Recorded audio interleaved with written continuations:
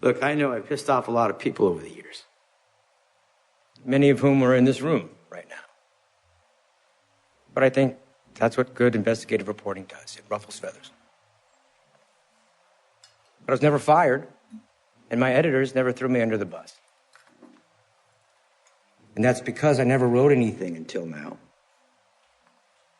that really mattered to a lot of people. Mattered in a scary way. I'm not going to take it back. Make nice. Save my job. Because I thought my job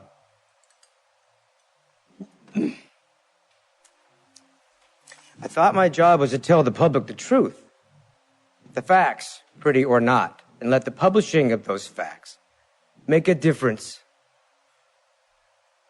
in how people look at things, at themselves, at what they stand for.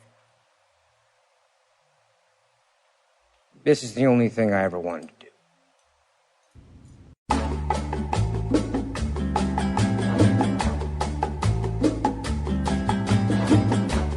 So it's Friday.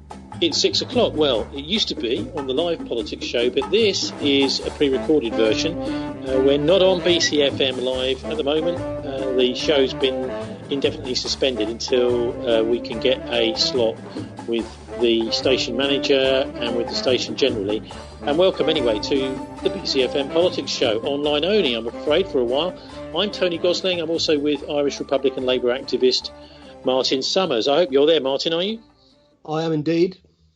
Now, look, I thought I'd say something at the start about our situation over here in New Zealand on holiday, and then all of a sudden this lockdown happens. So we are in a situation where we're trying to get back. Several flights. First of all, the original flights we had back were with Air Canada. They're doing no flights at all. So we've got to claim back compensation from them. And we've then got to try and book other flights. Obviously, these are expensive flights now. Trying to book some through Singapore, and literally the day we did that, the Singapore government closed all their transit, so we weren't allowed to go through Singapore. So those flights ended up having to get a refund for those. And then again, trying to book at the moment through Los Angeles, but it looks like that is with Air New Zealand and Virgin Atlantic. But it looks like I'll be able to fly okay to Los Angeles, but the Americans have not granted me, because I've had a visit to Iran, I think it's called an EFTA, some sort of travel permit. It's like a visa kind of thing. But anyway, the Americans haven't given me one, so because I've been to Iran. Well, we'll see. I mean, they might over the next few days. So it looks like we might have to come back through some sort of other route.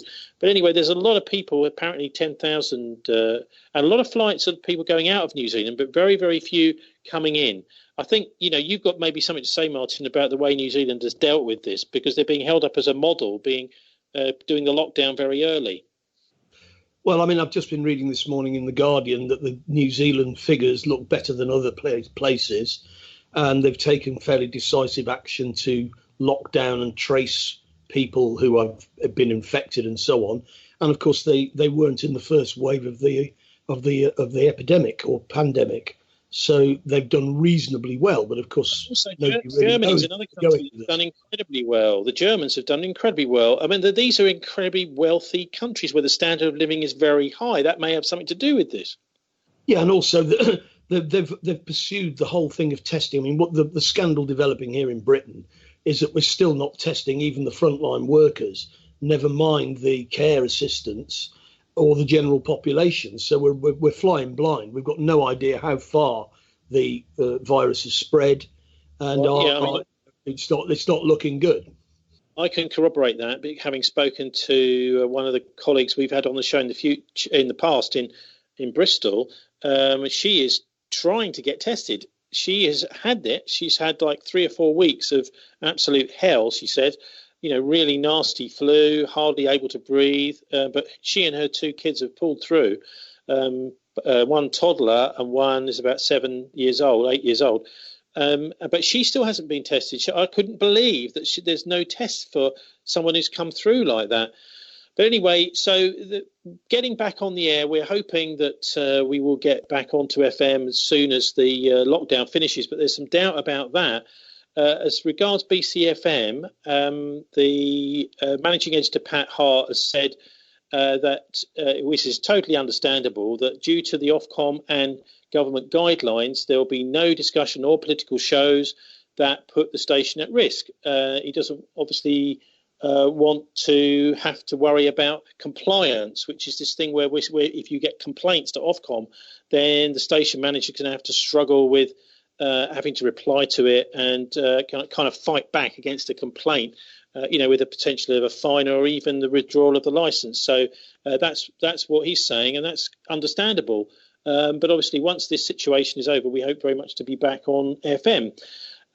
The situation with testing, Martin, what do you think is going to happen with it in the UK?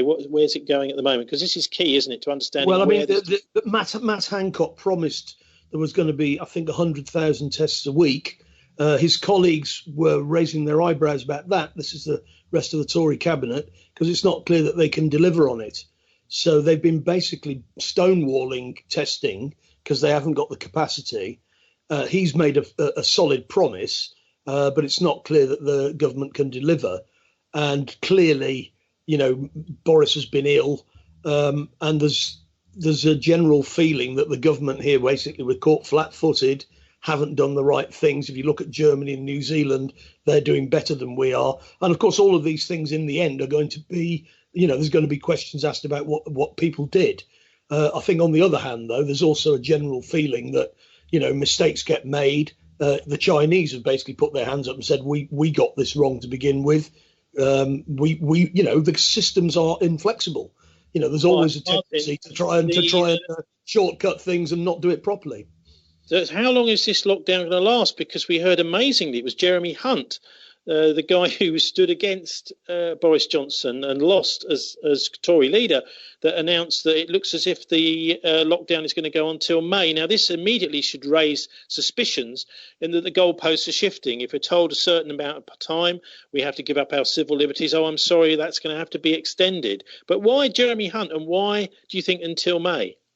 Well, I mean, Jeremy Hunt basically is being a critic of the current setup because obviously he's excluded from it. And the answer to why is the lockdown being extended is because everybody's making this up as they go along. Nobody's sure. There's a lot of pressure from business or certain elements of business to open up as quickly as possible. And then there's other people saying, if you do that, we're going to get a second wave and all the rest of it. Let's be honest. Nobody is doing everything completely right. This is a novel situation in every way. Well, it is. Look, and therefore people get things wrong. You're talking about a second wave, Martin. Mud for the hell of it. You're talking about a second wave there, but surely, however long you lock down for, there's going to be a second wave when you open up, isn't there? Yeah, well, it may be that the lockdown then becomes permanent, Tony. Think about that.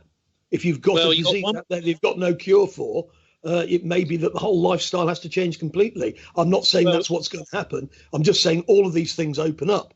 And don't forget that the world economy is not going to be there when people come out of lockdown. The jobs are going to be gone. It's not going to be the same at all, either way you look at it.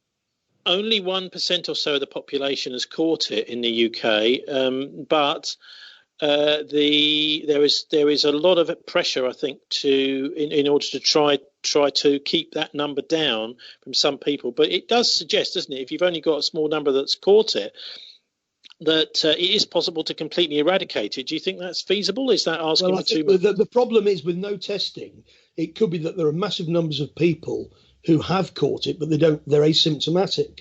And that's the most dangerous thing about this virus. It's not like flu. People go around asymptomatically spreading it so that, I might have had it, but it wouldn't necessarily show. You might just get a sniffle or nothing. And that's one of the things that makes it different from ordinary flu. And of course, the fact is in ordinary flu outbreaks where people die quite a lot, the staff who are treating them don't die. It's the elderly patients die, but the young staff who are treating them don't die. This is what makes this so strange. And of course, the question where it came from what comes up, doesn't it? I had a very nasty flu just before Christmas. I mean, I've heard from several people, including Glenn I mentioned last time, who's had it. The latest I've heard is that there was a number of people at the BBC Natural History Unit in Bristol on the 17th of December that came back from a shoot that had something similar to this, very nasty, high temperature, in bed, with this dry cough, that sort of thing. So it might even be that it was around in Bristol mid-December. Well, it may be that Wuhan was not the original source of the virus, which is what the Chinese have been hinting, or more than hinting. And, that's up and running because, of course, it's now been heavily politicized it's quite clear what the Trump faction in the US are going to do. They're going to try and blame China for this and cover up their own missteps by saying it's the Chinese fault. The British government, apparently in the Daily Mail, somebody's floating the idea that the virus came from the Wuhan biolaboratory. And of course, the Chinese response to that. I mean, no, that's been suggested also in Australia and the Australian papers, Australian TV. And of course, the Chinese response to that is to talk about the military games, which took place just at the right time. And of course, the US sent a very big team to the military games. Gordon Duff's got a very good article about this on Veterans Today, and they didn't win any medals. Totally unexpected. Many of them didn't even seem to compete. Okay. Let's talk a bit about the civil liberties aspects of this, because it's an enormous give up of civil liberties, and not least of which, I mean, obviously, no political meetings, which means that, you'd have to do it online, that which is all under surveillance. But more importantly, in some ways, was we're speaking on Good Friday, is the right to religious assembly. It's just not there anymore. Good Friday, no services going on. And one has to wonder, doesn't one? I mean, because Good Friday, of course, is really all about Jesus and his trial and his wrongful acquittal, the whole thing of injustice. And at the same time, we've got this massive injustice going on with Julian Assange. Well, yeah, I mean, you're bundling together lots of different things there and under the heading of civil liberties. The question of whether people should or shouldn't lock down, that's an issue. But if you're going to accept that you're going to have to fight the virus by locking down, whether it's a bioweapon or not, then you can't really exempt religious meetings or any other kind of meetings. So, I mean, I'm trying to say, Martin, do you think it's justified, all this stuff? I mean, this is Good Friday. It's particularly Amazite Day, isn't it? Well, I think that anybody who says it isn't has got to justify that. The majority of people in Britain, it's pretty clear, are strongly supportive of the lockdown, and of course that patience will run out, and the question of where it all came from, and it's quite clear the frontline workers are doing 9 bus drivers have died in London alone, and that's what the danger of being a bus driver is in modern Britain. Okay, and so these people, the unions of these people are trying to defend them, but they're not. There's lots of things you could argue that only the most vulnerable people to this virus should be on the lockdown. I mean, that's a very, very reasonable argument. Say, for example, people with pre-existing conditions. Bus drivers are working age people. That 9 of them are dead in London. That just shows that this virus is not just affecting the elderly. And it's, as I say, if it is a bioweapon, it's not designed to kill lots of people. It's designed to wreck the economy. Yeah, this is the purpose of this virus. It wrecks the Chinese economy. Then secondarily, it wrecks the US economy, which then allows lots of people who are on the inside to make money. And of course, the world capitalist economy was going to crash anyway. In September, the Federal Reserve were pumping loads of QE into the system and into the repo market to prop up the system. So the idea that the economy was zinging along and Trump was just going to get re-elected on the back of a capitalist boom was wrong. It was about to crash anyway. So if it's about to crash anyway, the motive for putting this virus out there will be to create a cover for the crash, which was going to happen anyway. And therefore, the insiders can then predict and work around that knowledge. And there's already questions in the US about senior politicians taking their money out of the stock market once they were given private information about how serious the outbreak was. So they're going to be possibly prosecuted for insider trading. But that's only the one level of it. So if we are dealing with a bioweapon created deliberately to wreck the economy, it's been pretty successful. But of course, it doesn't have to kill loads and loads of people. It just has to kill enough people to create the effect that it's creating, if that's what it is. And of course, well, I mean, the other aspect of the economic shutdown is, of course, a massive increase in debt. I mean, we're talking about businesses, individuals, and governments. We've been in a situation up until the 1970s on the gold standard, then on the petrodollar. We seem to be in a situation internationally, Martin, where the international situation is moving away from the dollar and towards the ruble and the yuan. I wonder if you think that has something to do with, this is an economic attack. Well, in the long run, that's definitely going on. But of course, in the short run, the dollar becomes a safe haven. So that allows the US to carry on basically abusing its position at the center of the system. And they've just, at the drop of a hat, massively increased money creation in the United States to prop up not just the banks this time, the major corporations like Boeing and so on are being propped up with what are ultimately taxpayer resources. Now, the shape of the economy at the end of this will not be the same as going into it. It will. That money is not trickling down to people like you and I. It's not getting to us. I mean, in the US, they've given everybody supposedly $1,500, a one-off payment of $1,500. That's not happened in Britain, has it? No. Well, what's happened to me? Are people supposed to survive? What's happened to me, Tony, is I've got 80% of my previous salary, even though I'm only a contract worker, has been guaranteed. And I've also, as it happens, got a universal credit claim that's active. Now, ultimately, that's necessary. But of course, people are still going to be on reduced commons, even if they're getting 80% of their salary. But ultimately, they're not producing anything, and so that money's got to be made up from somewhere. So ultimately, we're basically printing money. The magic money tree has come into its own, but ultimately, you're basically just adding to debt. And therefore, you've got to do something about it in the end. You've got to cancel it, pay it, or whatever. Yeah, that means that the government is beholden even more to the city. Well, yeah, no, because what they're actually doing is they've started to monetize debt. They've basically admitted that they can just make it up. That's essentially what's happening in the US. And of course, you always could have made it up. And we could have had, for example, a universal income could have already been in place. We've had 12 years since the crash of 2008. Well, that's my next question. Easily I wonder put in place a welfare system which would have protected us from this crisis. But don't you think a universal basic income is going to be the outcome of this?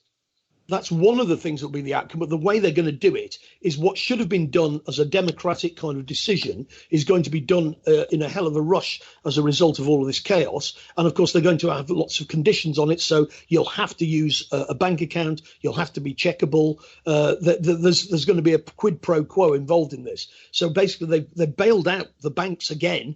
This was an opportunity to bankrupt the banks. At this point, you could just say, right, we're going to bankrupt you this time. We're not going to bail you out. What you should do is bail out the bottom. That's not going to be very useful for people struggling, is it, to bankrupt the banks? No, what you do is you give people the money that you gave to the banks so that the banks go down, but the people then refloat the economy and you create a new banking system on the top of that. In other words, you work from the bottom up rather than the top down. But of course, they haven't done that because the politics of this are that banks are far more powerful than ordinary people. So they get the money and the ordinary people don't get the money. Martin, do you think the banks are more powerful after this? Well, yes, because each crisis, they mutate and become more powerful. So the Federal Reserve has now been basically joined to the US Treasury, and the rules about what the Federal Reserve could and couldn't do have gone out of the window.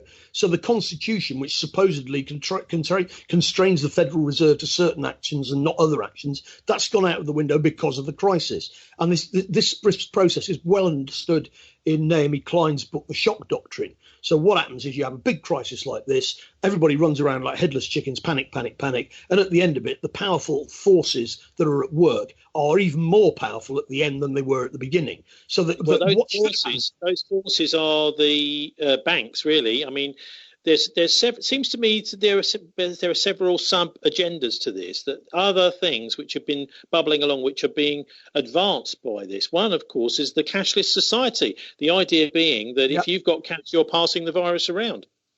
Yes. So in other words, it fulfills various useful functions from the point of view of those who are pushing this kind of agenda. Now, that's why it's suspicious that it may be a bioweapon. And of course, it's not me saying it's a bioweapon. It's the Chinese government who've got more resources than I've got. And they're saying, you could say, well, they're saying Martin, let's just be accurate. I think that the Chinese government is suggesting it may be. I don't think they're saying it definitely is. Yeah, but anyway, it's a Chinese government spokesperson who has been saying it. It's not just some random person. So they're basically they don't really want to have a war with the United States of America. So they're trying not to shout their mouths off. On the other hand, they're not going to be bullied because they pretty much know more. They know more than they're saying. Another agenda in all of this is this ID 2020, the Bill Gates mandatory vaccination. The idea that, once it becomes only possible to travel after you've been vaccinated, you have a kind of digital ID card. Now, this, to me, sounds rather too much like the Gordon Brown national ID card that we fought off, in the noughties. Except it's going to be in your body. It's not going to be a card that you have to carry. I don't know about that. Is it? What makes you think it's going to be in your body? What I've been reading is when you get the vaccination, when you get the vaccination, you're going to get a credit card or something. You're not going to get a credit card, Tony. You've not been following the stuff. What Bill Gates was saying is when you've had the vaccination, they will vaccinate a chip into you with the vaccine, which will then show that you've been vaccinated. So you can be picked up as you go through airports or whatever. It's not going to be a credit card that you can lose or something like that. This is what they're talking about. And of course, no, a passport. Surely that's the sort of thing. No, we're talking about people being injected with a thing that says you've been vaccinated. And that's out there. Gates said it at one of these meetings. It was then taken out of the video, but it's been picked up on. And of course, lots of people, the David Icks and others have picked up on this as this is the chipping that we've been talking about. And that's definitely being talked about by Gates. And we're not just talking about carrying a passport. Let's have a listen now to Bill Gates, because he did a talk just in the last week where he talks about what many commentators are saying could be, and in fact, I think Off Guardian was one of the people that commented on this. The Daily Maverick commented on, and it's really where here Bill Gates spells out what they're saying is the real reason behind the lockdown, which could be the fact that he just doesn't want people to get immune to this virus. Obviously, a lot of people might die if they catch it, but he's worried that immunity might start building up. And let's have a listen to Bill Gates now. Now, we don't want to have a lot of recovered people. To be clear, we're trying through the shutdown in the United States to not get to 1% of the population infected. We're well below that today, but with exponentiation, you could get past that 3 million. I believe we will be able to avoid that with the having this economic pain. Eventually, what we'll have to have is certificates of who's a recovered person, who's a vaccinated person, because you don't want people moving around the world where you'll have some countries that won't have it under control. Sadly, you don't want to completely block off the ability for those, people to go there and come back and move around. So that's Bill Gates, Martin. He does seem to be sort of locked into this. So many things. For example, his connections with the World Health Organization. The Gates Foundation is the second biggest funder of the World Health Organization, and there seem to be a lot of fingerprints of Gates on this. What he's saying is that he doesn't want too many people to get this. I've been warning about this for years. But he's also got the solution, which is these digital ID. Well, yes. People need to recognise that WHO has become a public-private partnership. It isn't funded by the US and run by the Chinese. It's basically dominated. The main funder is the US, actually. The US government is the number one funder. Number two is the Gates Foundation. Yeah, well, indeed. But the point is that it's not really a public sector body. It's a public-private sector body. And people like Gates are not, they've basically got an axe to grind, whatever way you look at it. They shouldn't really be in charge of policy at all. And even if they're not malicious, they're still going to distort the policy to suit their own. Let me just say something about how malicious Gates is. I mean, he's a monopolist. He's in the Rockefeller tradition from Standard Oil, a similar sort of thing with Microsoft. They've made great efforts over the years to make sure that Microsoft is on every computer and that everyone is reliant on it, that they have to pay their fees to use the software. And they bundle lots of software together so that the only way it works is with, so when you get your computer, you get loads of different applications that Microsoft control. And yet he resigned, didn't he, just before this crisis happened? Well, lots of CEOs in the US have suspiciously resigned as this crisis developed, taking their stock options with them and leaving their companies to beg the government for handouts. Again, suspicious, definitely suspicious. Okay, and so Gates' father, of course, was a banker. These people have been around for quite a long time. And, I would suggest that Gates is chosen to be the master of the internet by the deep state. He's not a great entrepreneur that invented a better widget. He just happened to be in the right place at the right time, and somebody has got to be it. He's it. Gates' father was from the Planned Parenthood Association, which is also they're eugenicists associated with abortion. Yeah. Anyway, look, we'll talk about the tax exempt foundations like the Gates Foundation in a minute. But there are other things which have been helped by the shutdown, and one is the media shutdown. I noticed some fantastic websites like Truthdig have just literally shut their doors. The owners said, oh, well, we don't think this is going to be viable. We won't be able to get the advertising anymore. And we've also seen on the media side, in The Guardian this week, NHS staff have been literally gagged. So they have had to sign contracts which are non-disclosure. They're not allowed to talk to the press at all. Well, yes. And of course, the way that the algos are being worked by Facebook and Twitter and so on basically reduces traffic on critical websites and therefore makes them non-viable, prevents them from monetizing what they do and so on. We're in a time where there's an awful lot happening very quickly. And, the bailout of the banking system in the US was rushed through in an afternoon. But clearly, there was a massive amount of work had gone into it. And loads of people just walked away with massive amounts of loot at the same time as the ordinary population are worrying about whether they're going to be dying of coronavirus. So they haven't bothered to pay attention to the fact that we've just bailed out the banks again.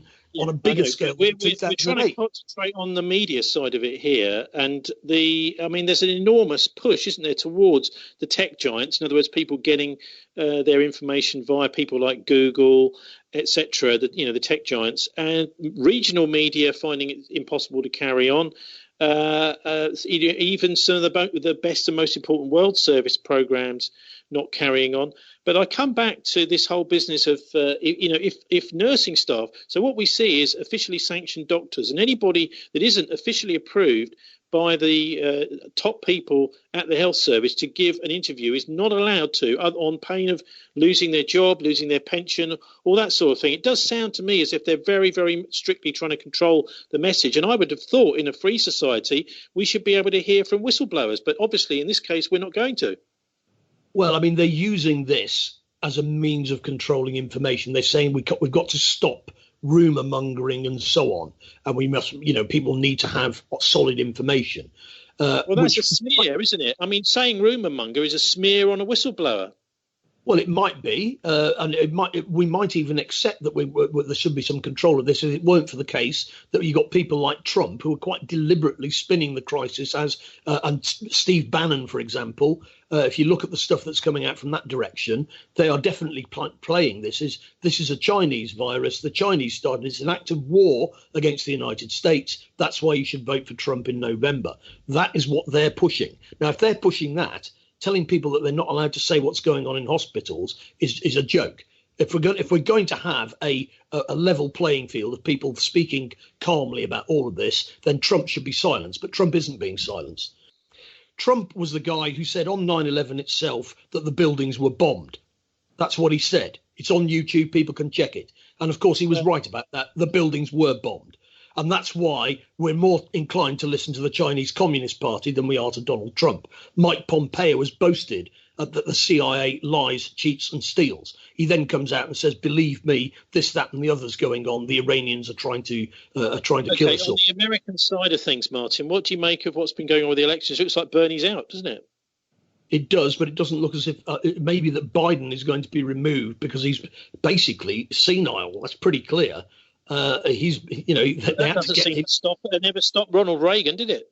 No, but Biden isn't Ronald Reagan. I suspect that the Democratic National Committee are going to try and fix somebody else to be the candidate. Or it may be that by the time we get to November, the election will be cancelled. They've been cancelled in this country already. But they're also talking about that in New Zealand, putting off the elections. They've been cancelled for a year, which is bizarre. Winston Peters was calling for that. So I understand that Jacinda was saying she wanted to go ahead in September. She changed her mind now. Yeah, so there's been a bit of arm twisting going on and persuasion. But, I mean, the whole idea of suspending democracy, I mean, surely there could be some sort of system, including social distancing, where people could vote. That seems pretty simple. Well, Trump's already said he's not accepting postal voting in the US because it will, he thinks it's basically postal voting would give poorer voters a better chance of voting. So all of these things are up in the air, and everything. 24 hours is a really long time in politics at the moment on a global level. And of course, we've mentioned all of the financial aspects, the military aspects. The US is about to attack the Shia militias in Iraq, which will lead to a full-on confrontation with Iran, quite possibly. The South China Sea is blowing up.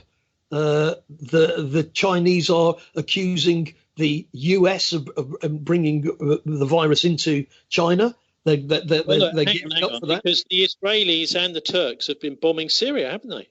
Oh yes, and of course the Turkish military and the Syrian army are at daggers drawn in northern Syria. Is this what they call, Martin? Is this what they call hybrid warfare? Well, hybrid warfare covers every aspect of it because, of course, sanctions are warfare. I mean, you saw the other day that the Russians, the Venezuelans, the Chinese, the Iranians, the North Koreans, all the countries that are under sanctions, put a motion to the United Nations saying, why don't we just suspend all sanctions for now and everybody cooperate to try and defeat this virus? And that was shot down immediately by the Western powers. We're not changing our attitude one jot.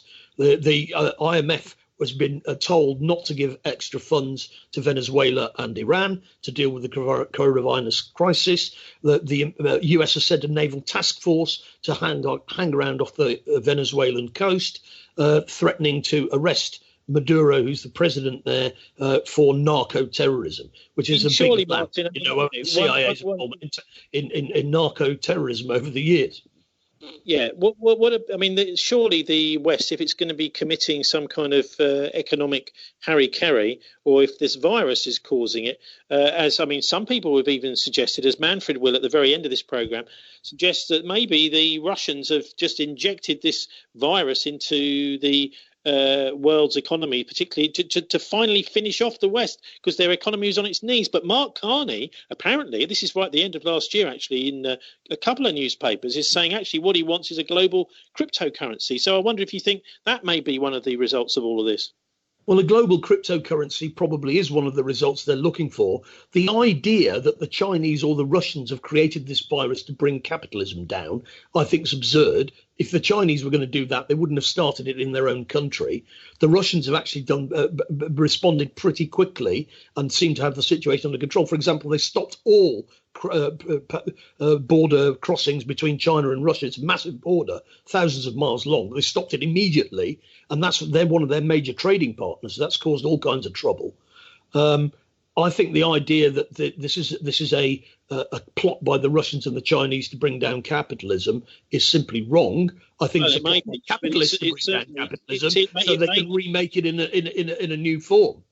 OK, so the other side of this is the police state. I mean, that seems to be a lot of goalpost shifting going on with the lockdown being extended. Also, things like, over here, I don't know what it's like in the UK, the police slowly creeping out onto the roads to put in checkpoints encouraging people to dob in their neighbours, setting up these websites where you can dob in someone you think might be breaking the lockdown. So that definitely seems to be the police state side of it, seems to be slowly rolling out over this month or so of lockdown. Well, yes. And of course, the other thing is the militias in Iraq, for example, are preparing to fight with the 5,000 US and nearly 1,000 British soldiers that are inside Iraq. But of course, in a lockdown, they find it very difficult to move around and move their equipment around. So you can see we may have a major war fought with, I mean, in Syria, you can imagine the Syrian army have got to carry on what they're doing, but they've also got to be aware that they're spreading coronavirus if they're not careful as they go. So this is absolutely nightmarish in many respects. And I tend to the view that whether they did it deliberately or not, the disaster capitalists are definitely going to try and make as much money as they can out of this. And some people, the hedge fund people, have made a lot of money. I was reading this morning about Christine Odey, who was Christian Odey, who was a big Brexit supporter. He's made a lot of money shorting the pound. The pound is very vulnerable, and it's its lowest rate since the 1980s. And some people have made an awful lot of money out of that. And therefore they say, well, capitalism is collapsing, therefore the capitalists wouldn't do that, would they? If you're the right kind of capitalist, you can make money out of that. And ultimately you're looking to control everything for pennies on the dollar at the end. I mean, the obvious question to ask here, Martin, the obvious question to ask at this point is, will the economic collapse kill more people than the lockdown save? Probably will, but if you don't have the lockdown, you still get the economic collapse as well.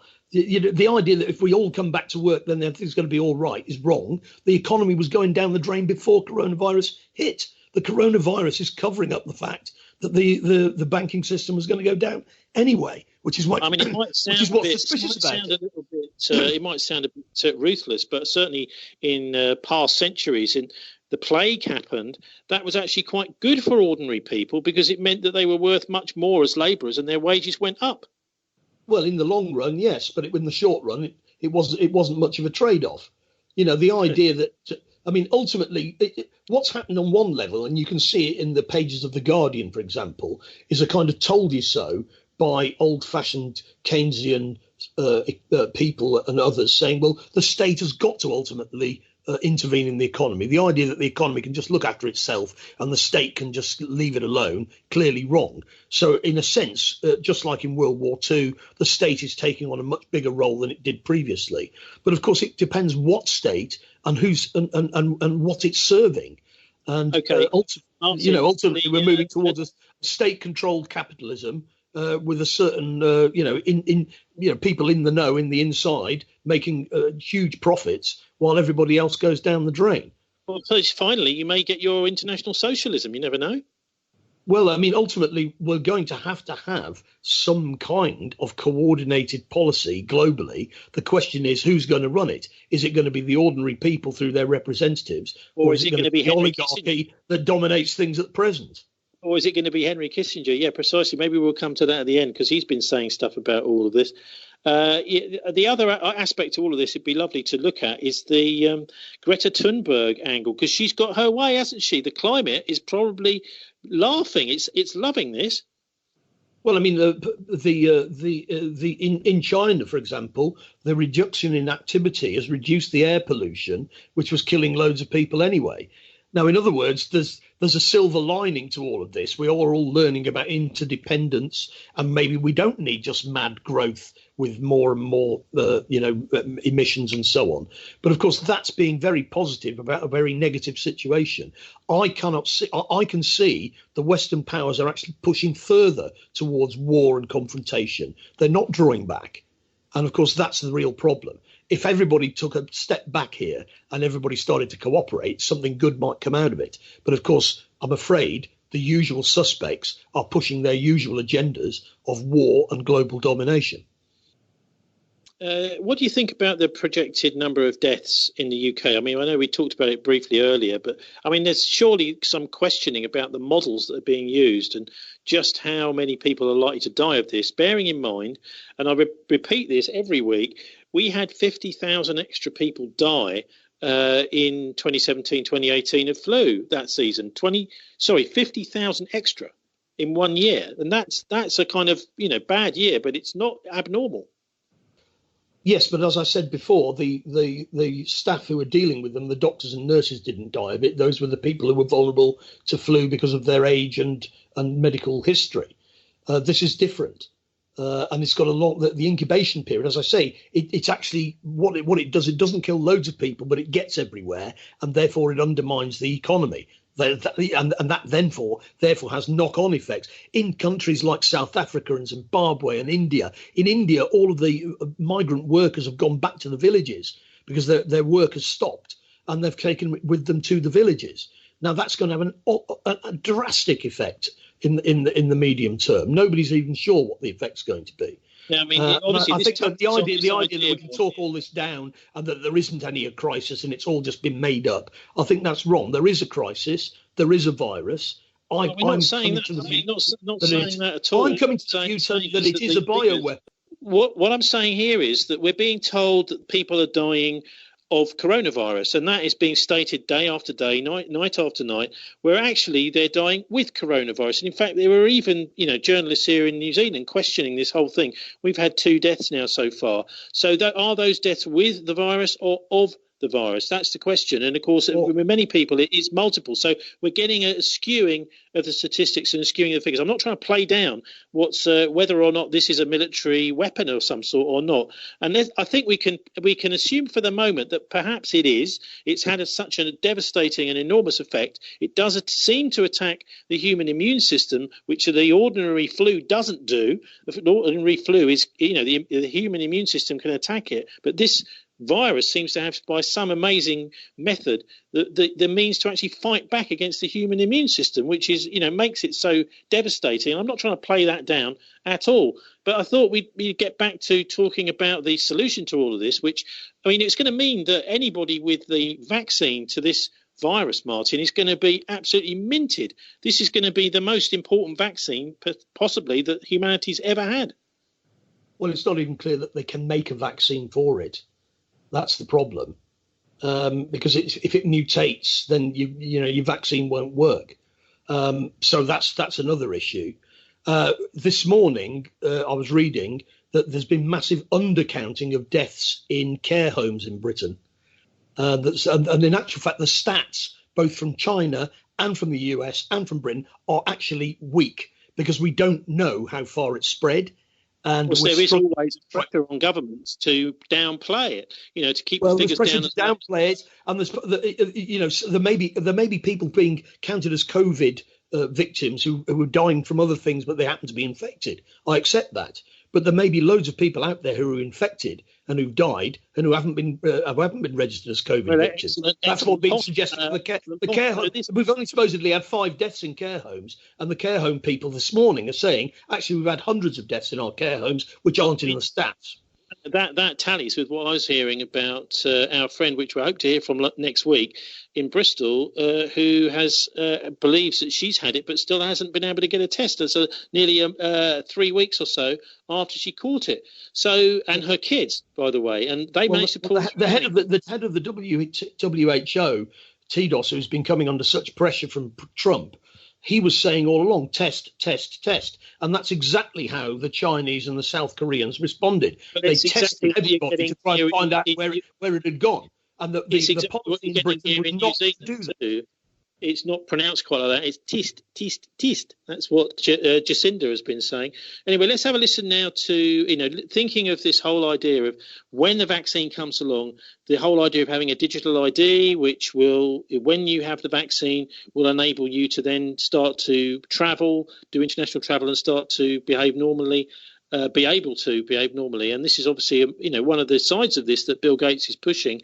But Matt Procala, he runs something called Odd TV in the States, and he had a look at the various different types. He's talking, Martin, you've talked about the microchip there, but he here is talking about something else, which is this kind of tattoo, almost like a QR code that you have put onto your skin so that you can then pass through and be identified as someone who's had the vaccine. So let's hear from Matt Procala now. There is a debate among Christians and Bible scholars as to what the mark of the beast really is. Some believe it's technology such as a microchip. that will grant you an identity within the beast system, allowing you to participate in basic societal functions like the right to buy and sell goods.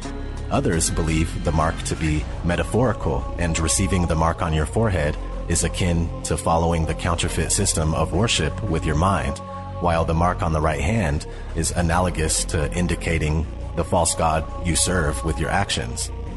Okay, so this idea of a digital certificate to store medical information, including vaccines received, is currently in the works as part of a massive project called ID 2020, which is backed by the United Nations, the Rockefeller Foundation, and Microsoft. ID 2020 is developing a digital identification system that will store a wealth of personal information and will transcend the barriers of national governments. The official website of ID 2020 states that a global digital identity is necessary to keep track of refugees and ID-less people in developing countries. Of course, people in developed countries will be ID'd as well. The website states, "We need to get digital ID right." Unfortunately, current models of digital ID do not meet everyone's needs. They are generally archaic, insecure, lacking adequate privacy protection, and for over 1 billion people worldwide, unavailable. Everyone should have access to a digital ID that enables them to prove who they are across institutional and international borders and across time, while giving them control over how their personal information is collected, used, and shared. In an article published by ID 2020 in 2018, vaccines are the perfect way to introduce digital identity to the world, especially infants. Appropriately titled, Immunization, an Entry Point for Digital Identity, the article states, "Because immunization is conducted in infancy, providing children with a digital child health card could give them a unique portable digital identity early in life. And as children grow, their digital child health card can be used to access secondary services such as primary school or ease the process of obtaining alternative credentials. Effectively, the child health card becomes the first step in establishing a legal, broadly recognized identity."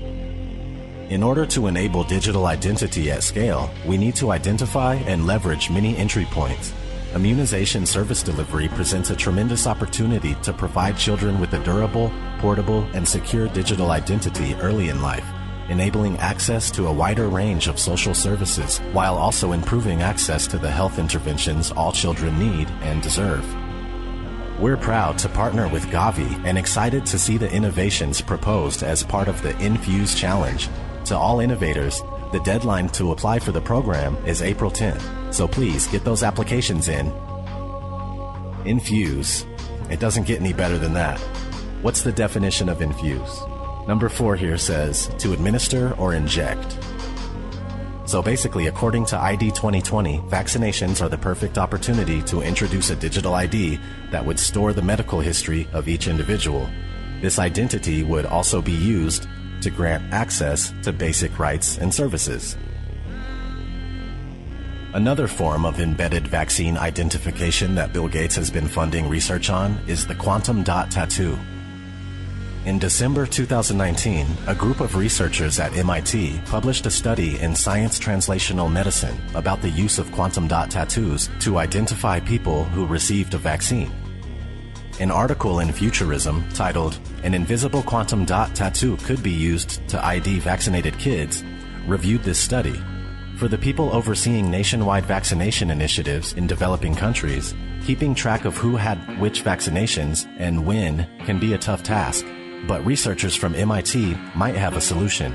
They've created an ink that can be safely embedded in the skin alongside the vaccine itself, and it's only visible using a special smartphone camera app and filter. In other words, they've found a covert way to embed the record of a vaccination directly in the patient's skin rather than documenting it electronically or on paper, and their low-risk tracking system could greatly simplify the process of maintaining accurate vaccine records, especially on a larger scale. So the idea, Martin, that we may be in a situation, maybe even in a year or 18 months' time, if they do find a vaccine, where you're going to have we're going to have first and second class citizens potentially. Well, indeed, and all of which suggests that there's something more going on here than simply a virus outbreak. We shall have to see, won't we? It's also good you bringing up this idea that some people are saying there is no virus, because one of those is David Icke.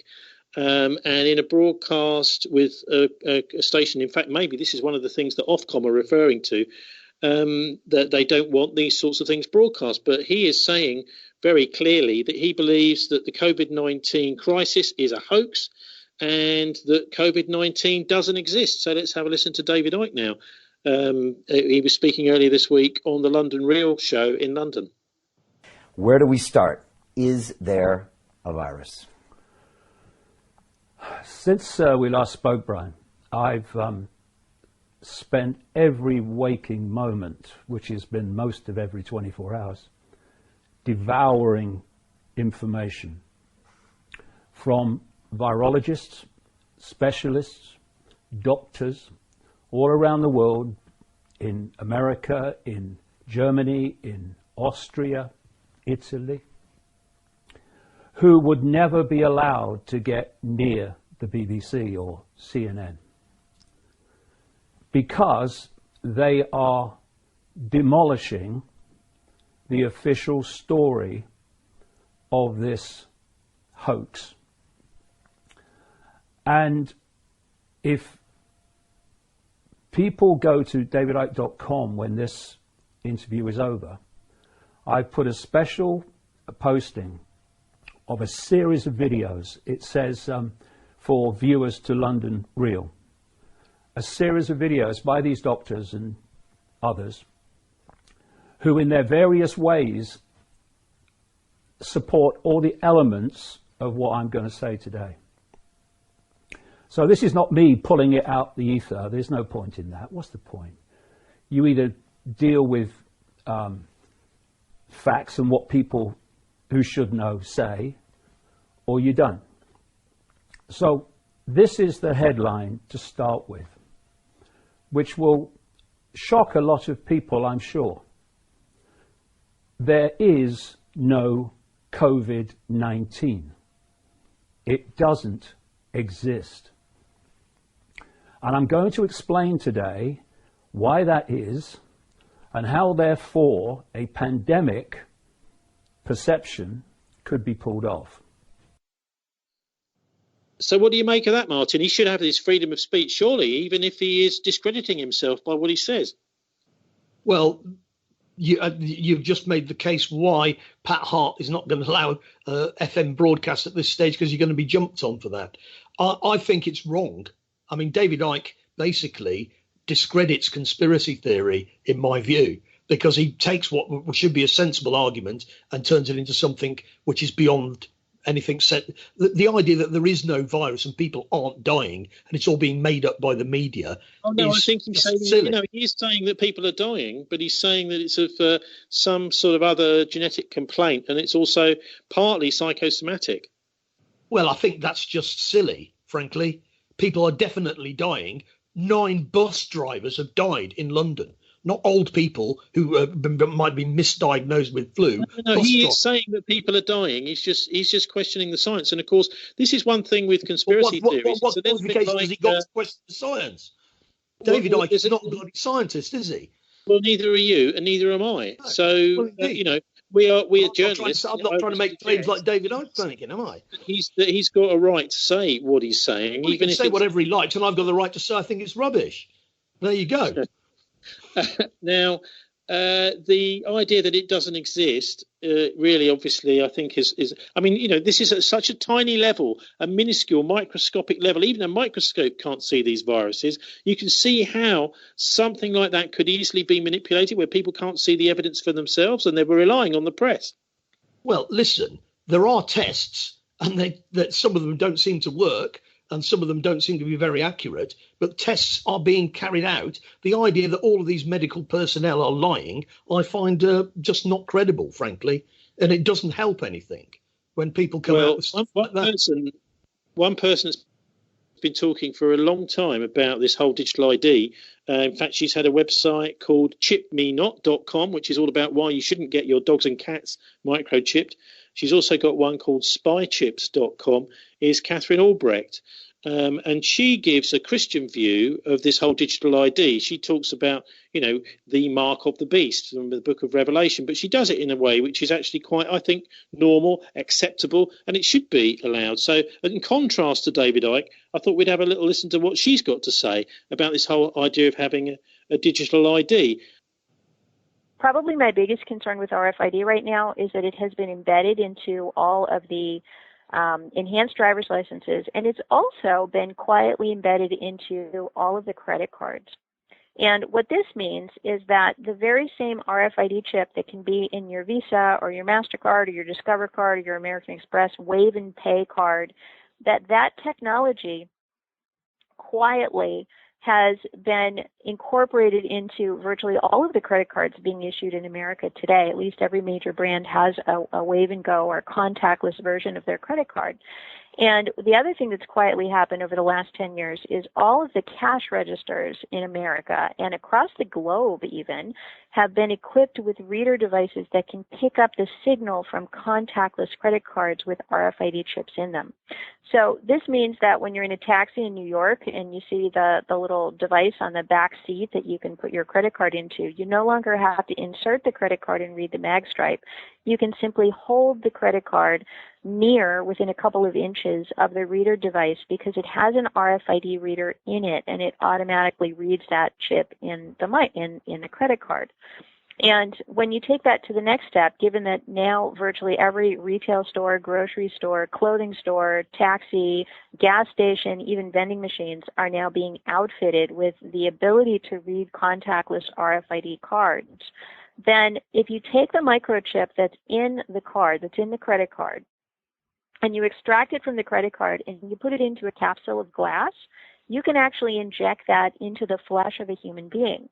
And there are hobbyists who all over the world have injected these microchips inside of capsules of glass literally into their hands. And those people are able to simply wave their hand in front of a cash register or a taxi cab reader or a vending machine and have the unique ID number, instead of being in a credit card, literally be in their hand. And they're actually buying and selling, well, they're not selling, but they're buying with a number swiped through their right hand.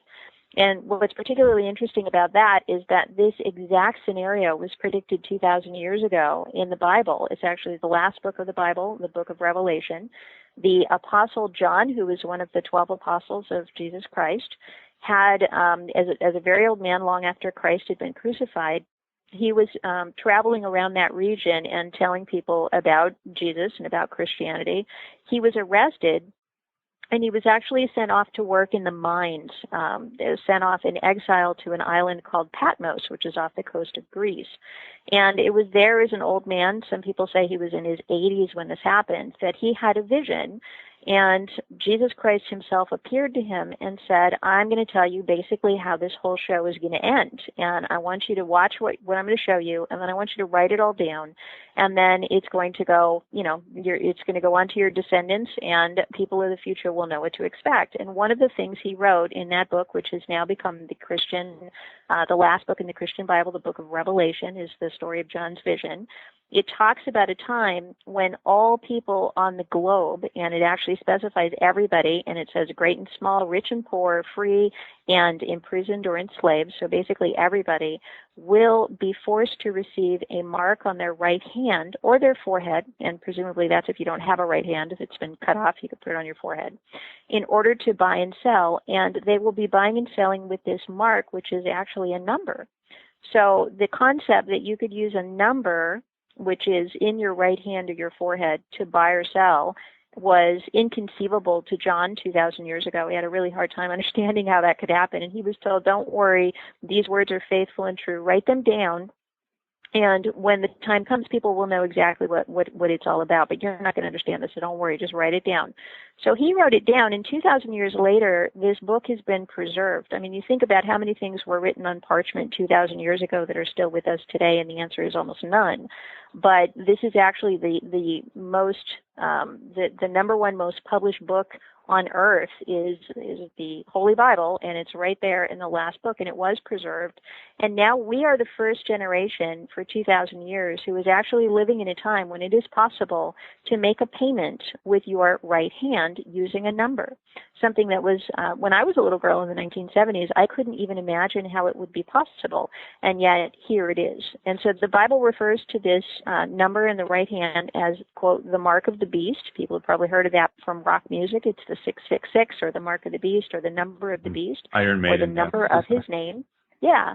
And basically, people are already today putting numbers in their hands. There was just a couple of months ago a guy in Sweden who, was in Finland, somewhere in Scandinavia, who held a press conference, a businessman, saying that he was the first person on the globe to receive one of these microchips with his credit card information encoded inside of it. I'm sorry, it wasn't credit card, it was his Bitcoin information encoded inside of it.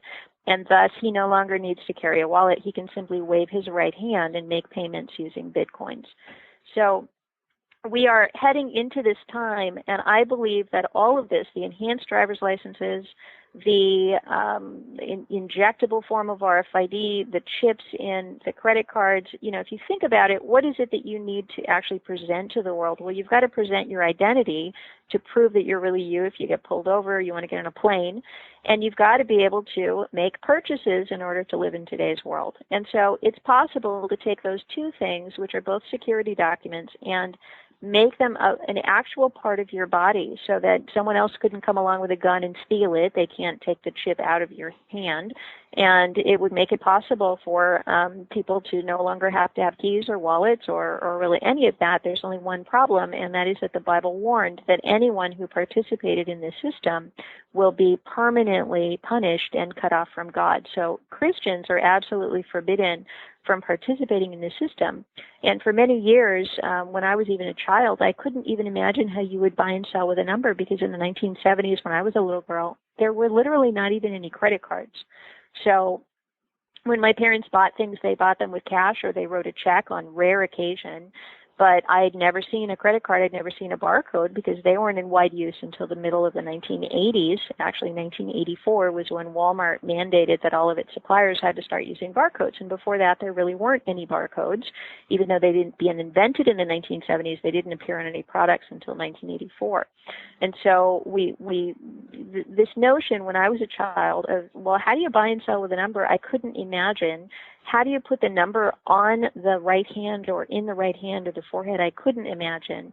And then how could you have a global system where somebody on Mount Kilimanjaro or in downtown New York or Tokyo, somebody in Buenos Aires would be able to make a payment and have some global government, because that's the other thing the Bible talks about, is that there will be a global government and an evil global leader of this global government who will require people to do this.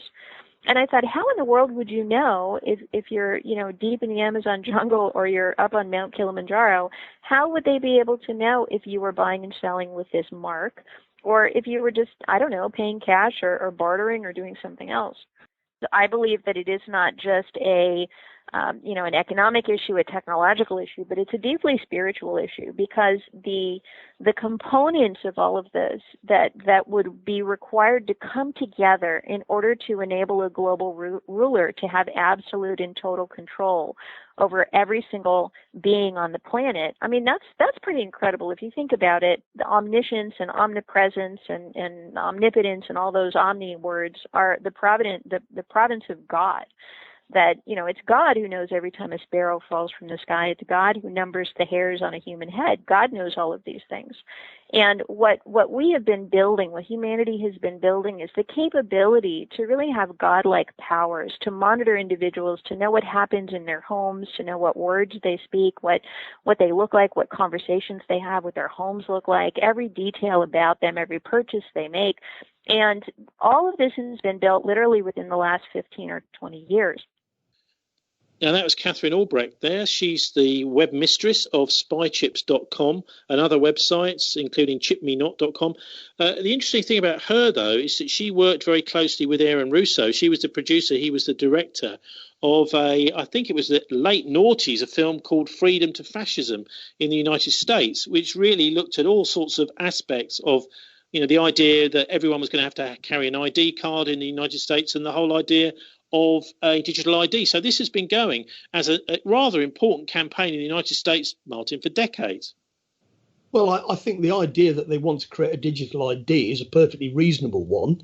I think linking it to biblical history basically means that if you're not interested in that, then it doesn't make much sense. I mean, well, if you have a digital ID and you can't, yeah, but it's not. That's nothing to do with the Book of Revelation. That's to do with digital ID. That's what I would say about that. And that again then tends to muddy the waters. Yeah. Because we already have a digital ID, for example, on our passports. I've got a little chip. In a way, you've got it in your credit card, haven't you? A little thing with the contactless. And of course, I didn't mention it earlier, but this whole idea of contactless payments and internet banking and all that sort of stuff is going to be massively accelerated by this particular crisis. Well, it so seems the bankers, it's like manna from heaven. Yeah, you can see that there is definitely a power play going on here, related to digital ID, banking, the too big to fail organisations eating up the smaller fry, changes in geopolitical power. So, for example, the Chinese economy was definitely running on full belt, keeping the whole world economy going for the last 12 years. That's been smashed so that the Pentagon can start making plans. All of this is definitely think. I thought China was getting back on its feet again.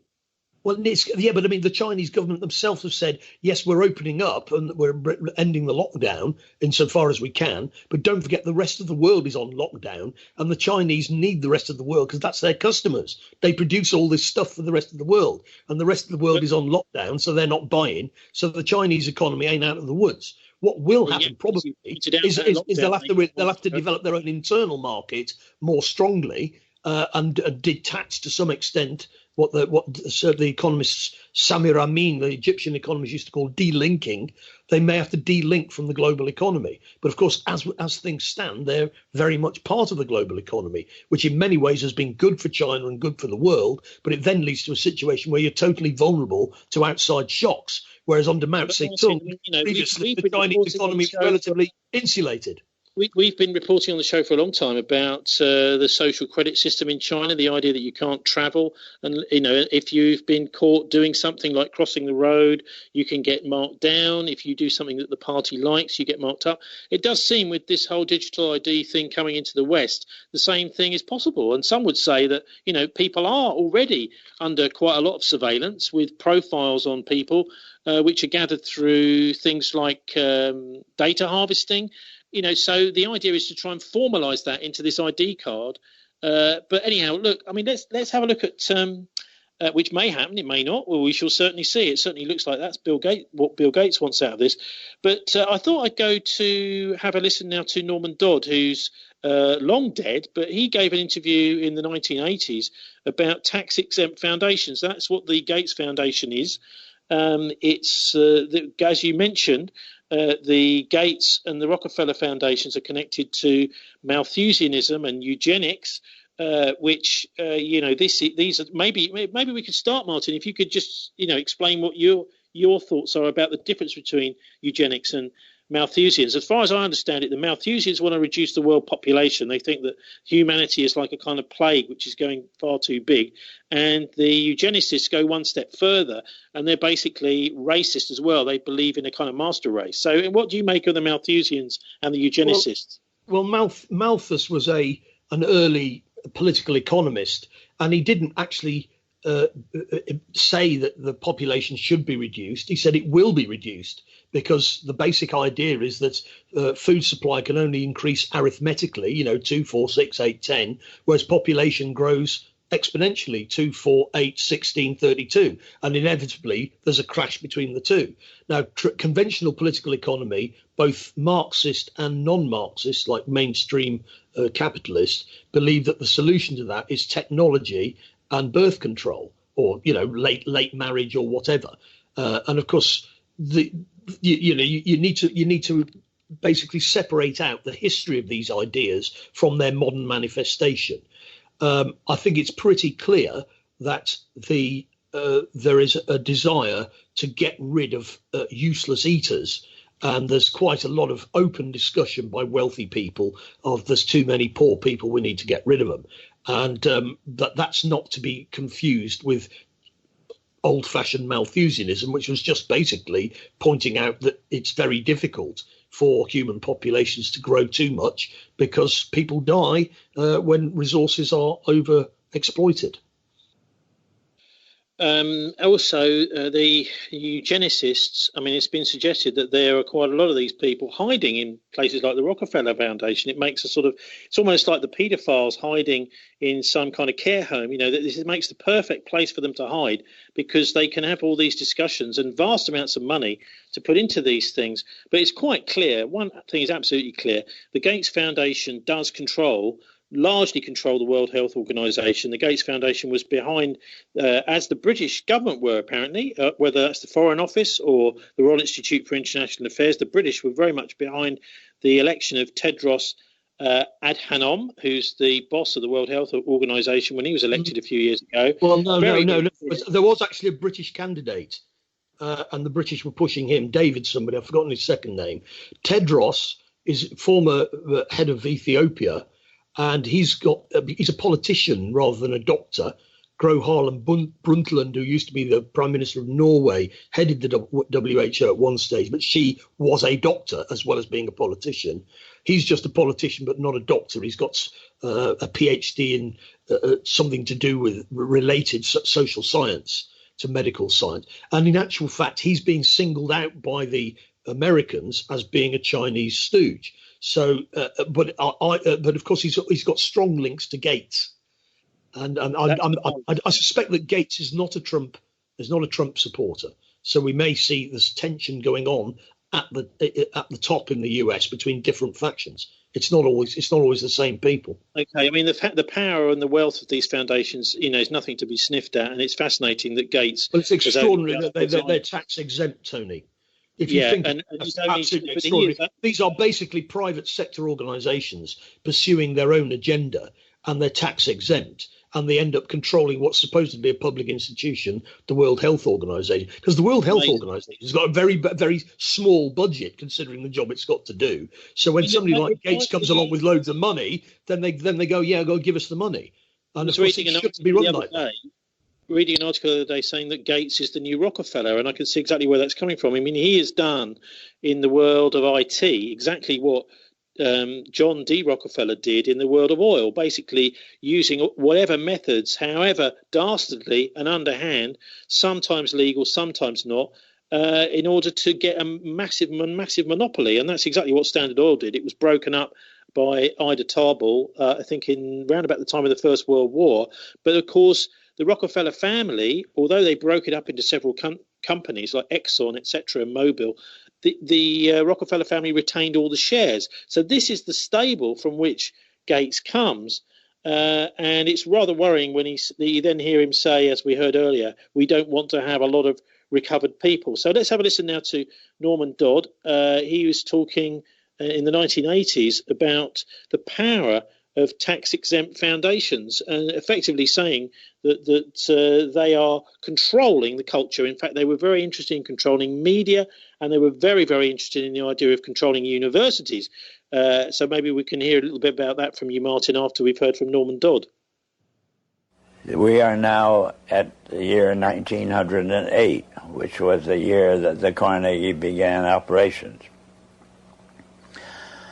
And in that year, the trustees, meeting for the first time, raised a specific question, which they discussed throughout the balance of the year in a very learned fashion.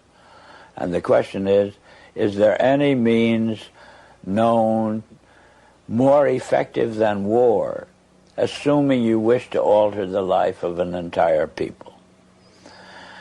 And they conclude that no more effective means than war to that end is known to humanity. So then in 1909 they raised the second question and discussed it, namely, how do we involve the United States in a war? Well, I doubt at that time if there was any subject more removed from the thinking of most of the people of this country than its involvement in a war. There were intermittent shows in the Balkans, but I doubt very much if many people even knew where the Balkans was. Then finally, they answer that question as follows. We must control the State Department. And then that very naturally raises the question of how do we do that? And they answer it by saying we must take over and control the diplomatic machinery of this country. And finally they resolve to aim at that as an objective. Then time passes, and we are eventually in a war, which would have been World War I. And at that time, they record on their minutes a shocking report in which they dispatched to President Wilson a telegram cautioning him to see that the war does not end too quickly. And finally, of course, the war is over. At that time, their interest shifts over to preventing what they call a reversion of life in the United States to what it was prior to 1914, when World War I broke out. And they arrive at that point, they come to the conclusion that to prevent a reversion, we must control education in the United States. And they realize that that's a pretty big task. So to them, it is too big for them alone, so they approach the Rockefeller Foundation with the suggestion that that portion of education which could be considered domestic be handled by the Rockefeller Foundation, and that portion which is international should be handled by the endowment. And they then decide that the key to the success of these two operations lay in an alteration of the teaching of American history. So they approach 4 of the then most prominent teachers of American history in the country, people like Charles and Mary Bird, and their suggestion to them is, will they alter the manner in which they present this subject, and they get turned down flat. So they then decide that it is necessary for them to do, as they say, build our own stable of historians. And then they approach the Guggenheim Foundation, which specializes in fellowships, and say, when we find young men in the process of studying for doctorates in the field of American history, and we feel that they are the right caliber, will you grant them fellowships on our say-so? And the answer is yes. So under that condition, eventually they assemble 20. And they take this 20 potential teachers of American history to London, and there they're briefed into what is expected of them when, as and if they secure appointments in keeping with the doctorates they will have earned. And that group of 20 historians ultimately becomes the nucleus of the American Historical Association.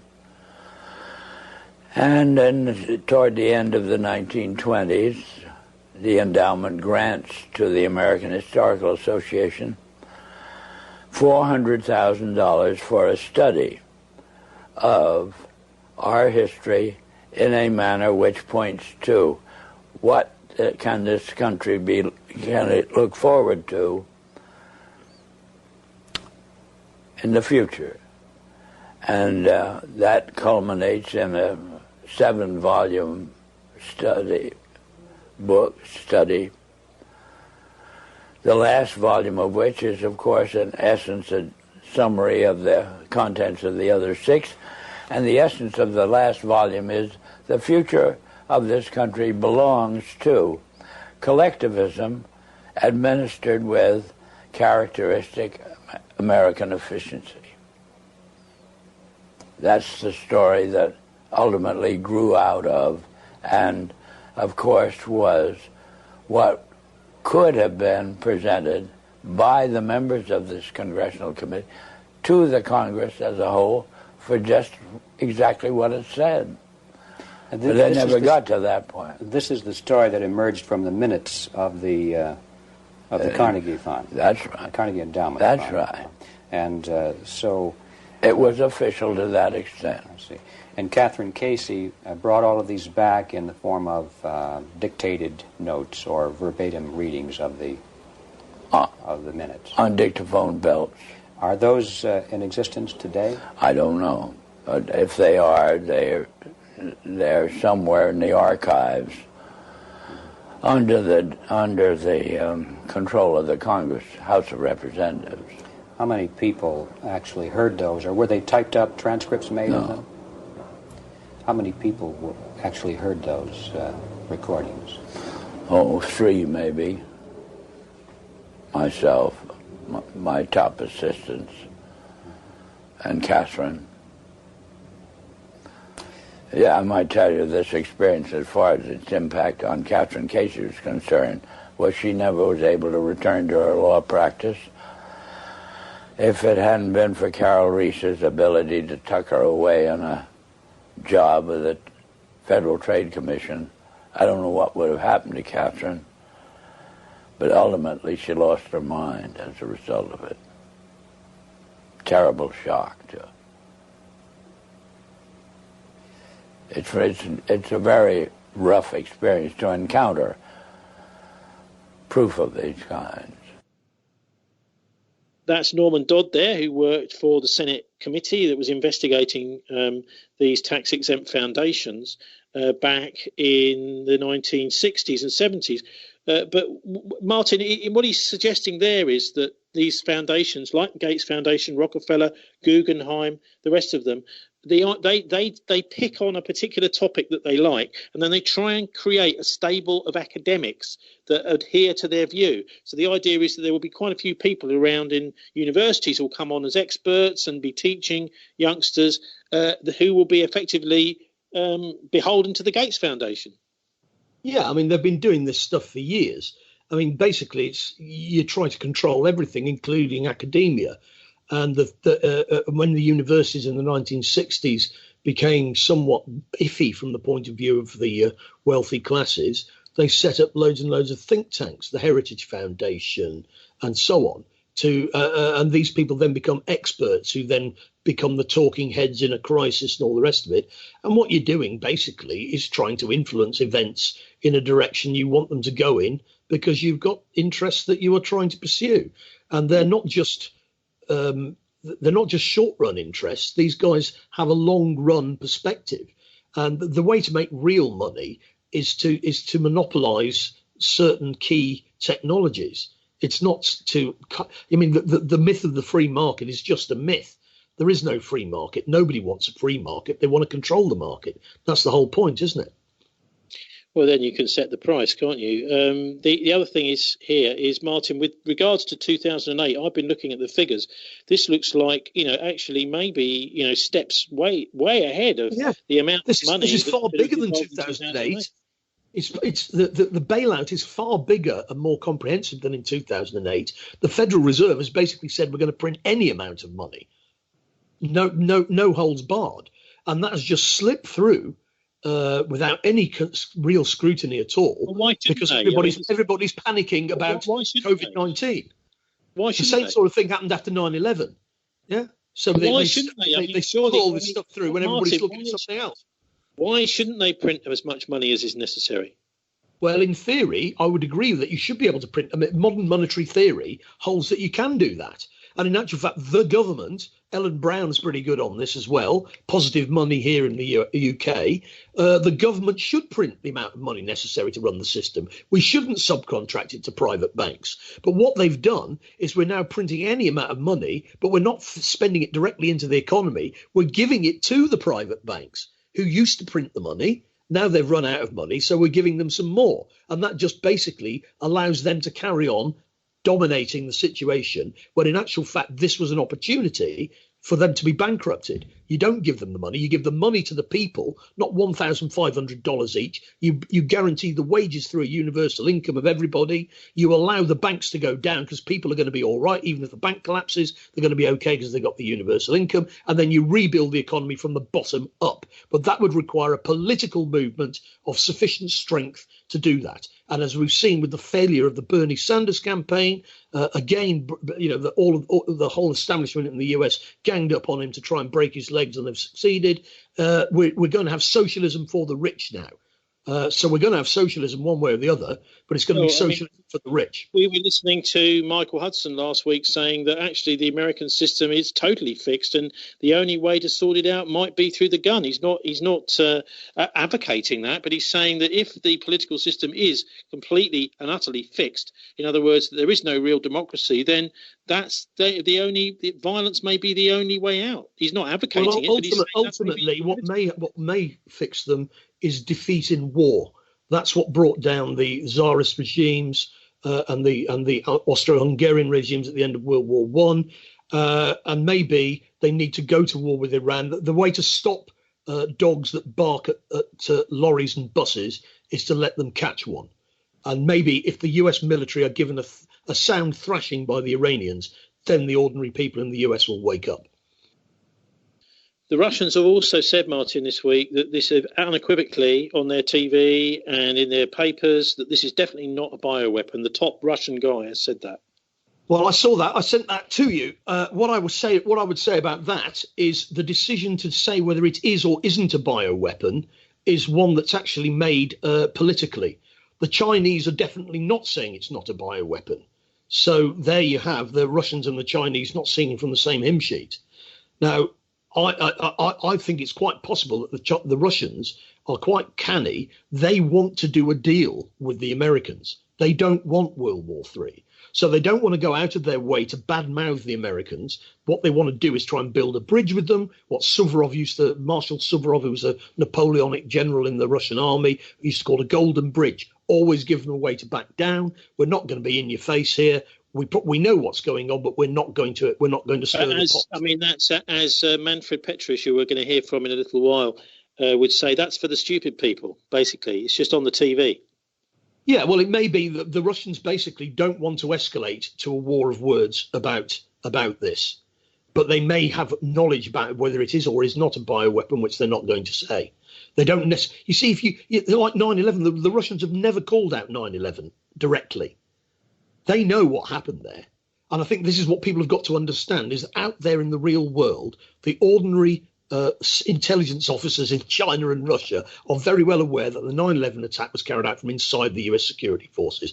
As Donald Trump himself said on the day, and as I mentioned earlier, the buildings were bombed. We've just had this Alaskan report come out from the University of Alaska Fairbanks showing that WTC-7 could not possibly have been come down by fire. And anybody who looks at the video, a 10-second video, can see that it just collapses into its own footprint with no fire visible. It's just definitely not a fire that's caused that. Now, in other words, when you've got a court of law, when people say that this and that and the other's going on, if they've been proved to be liars, then you don't take them seriously. I mean, what you're saying there is, absolutely right, really, because these lies can be absolutely colossal. Let's take a look now at Joseph Farrell. He's done various books about the United States collusion with the Nazis at the end of the Second World War. I wonder, Martin, what people would think if they thought that the United States was doing deals, with the Nazis for weapons. Even early on in 1945, they would have been rather shocked, since their friends, their husbands, their loved ones were dying fighting Hitler. Well, yes, but of course the real world is complex, and the deals were done both with the Japanese Kemputai and with the Gestapo and others at the end of the war. I mean, that's pretty common knowledge, and people shouldn't be surprised. That's the way sausages are made. So Joseph Farrell is a researcher on the Nazi-US ties. He's written various books. One's called Reich of the Black Sun. We mentioned the Black Sun a couple of weeks ago, and we talked about the horrific Christchurch Mosque massacre, where the shooter there had the Black Sun on his manifesto. So this stuff does hang around. It doesn't necessarily go away. That manifesto, by the way, is banned in New Zealand. And let's have a listen now to Joseph talking on a radio thing from about a year or so ago. And here he describes what is described also, of course, in Op JB, Martin, which is this whole business of Martin Bormann, Hitler's private secretary, doing deals with Winston Churchill's private secretary and Winston. His private secretary was called Major Desmond Morton, and getting Bormann out right at the very, very end of the Second World War, right from under the noses of the Russians. Well, when it came to that was at the beginning of May 1945, and about 2 weeks into May, when Bormann arrived in Britain, something very strange happened. A submarine called U-234, which was carrying all sorts of top secret, highly developed, cutting-edge Nazi weapons technology to Japan, suddenly changed course. And that's where we pick up the story. I think it was the 12th of May, 1945. This submarine, which was heading to Japan, suddenly changes its mind and starts heading for the United States. When the U-boat surrenders to the United States, it's told to make for Portsmouth, Maine. Once it reaches Portsmouth, Maine, the entire crew, of course, is taken prisoner, and the contents of the U-boat are inventoried.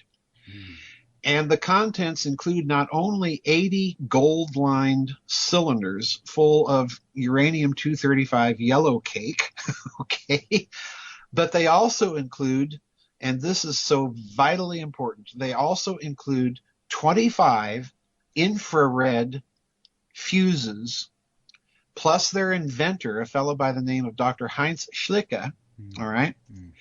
He is taken to the Pentagon, okay, where he debriefs American military brass under the chairmanship of a, quote, Mr. Alvarez, who I think is Dr. Luis Alvarez, one of the Manhattan Project atomic bomb scientists, who incidentally, guess what, goes on to win the Nobel Prize for solving the fusion, or pardon me, the implosion fuse system for a plutonium bomb. Now, interesting timing, huh? Oh yeah, interesting. Ain't that interesting? Because the American atomic bomb scientists had run into the nasty mathematical fact that in order to make plutonium go critical and create an atomic explosion, you had to compress that core symmetrically in under 3,000th of a second. Okay? And we did not have the fuse technology to do it. But infrared proximity fuses are a handy thing to have around if you want to compress a plutonium core for your bomb. And guess what we laid our hands on with that U-boat, along with the fuse's inventor. Okay. So in other words, it's looking to me like what Bormann did is he surrendered to the United States all of the needed components to finish its uranium bomb way ahead, months ahead of the November date that Eric Jett stated in his memo of December 1944. And in addition, he surrendered 25 functioning infrared proximity fuses, which, you know, are going to fire at the speed of light and therefore solve your compression problem. And in addition, the guy that invented these fuses is briefing American Pentagon brass under the chairmanship of Luis Alvarez, who wins the Nobel Prize for solving the plutonium compression problem. So in other words, yeah, it's looking to me like we have a really clear case here that the Nazi atom bomb project was not the failure that we've been told in our standard histories. If anything, it's the reverse. Let's look at it this way. if you're Martin Bormann and you are intent upon constructing a post-war extraterritorial Nazi state, so to speak, you're going to want to have some military project to give you power.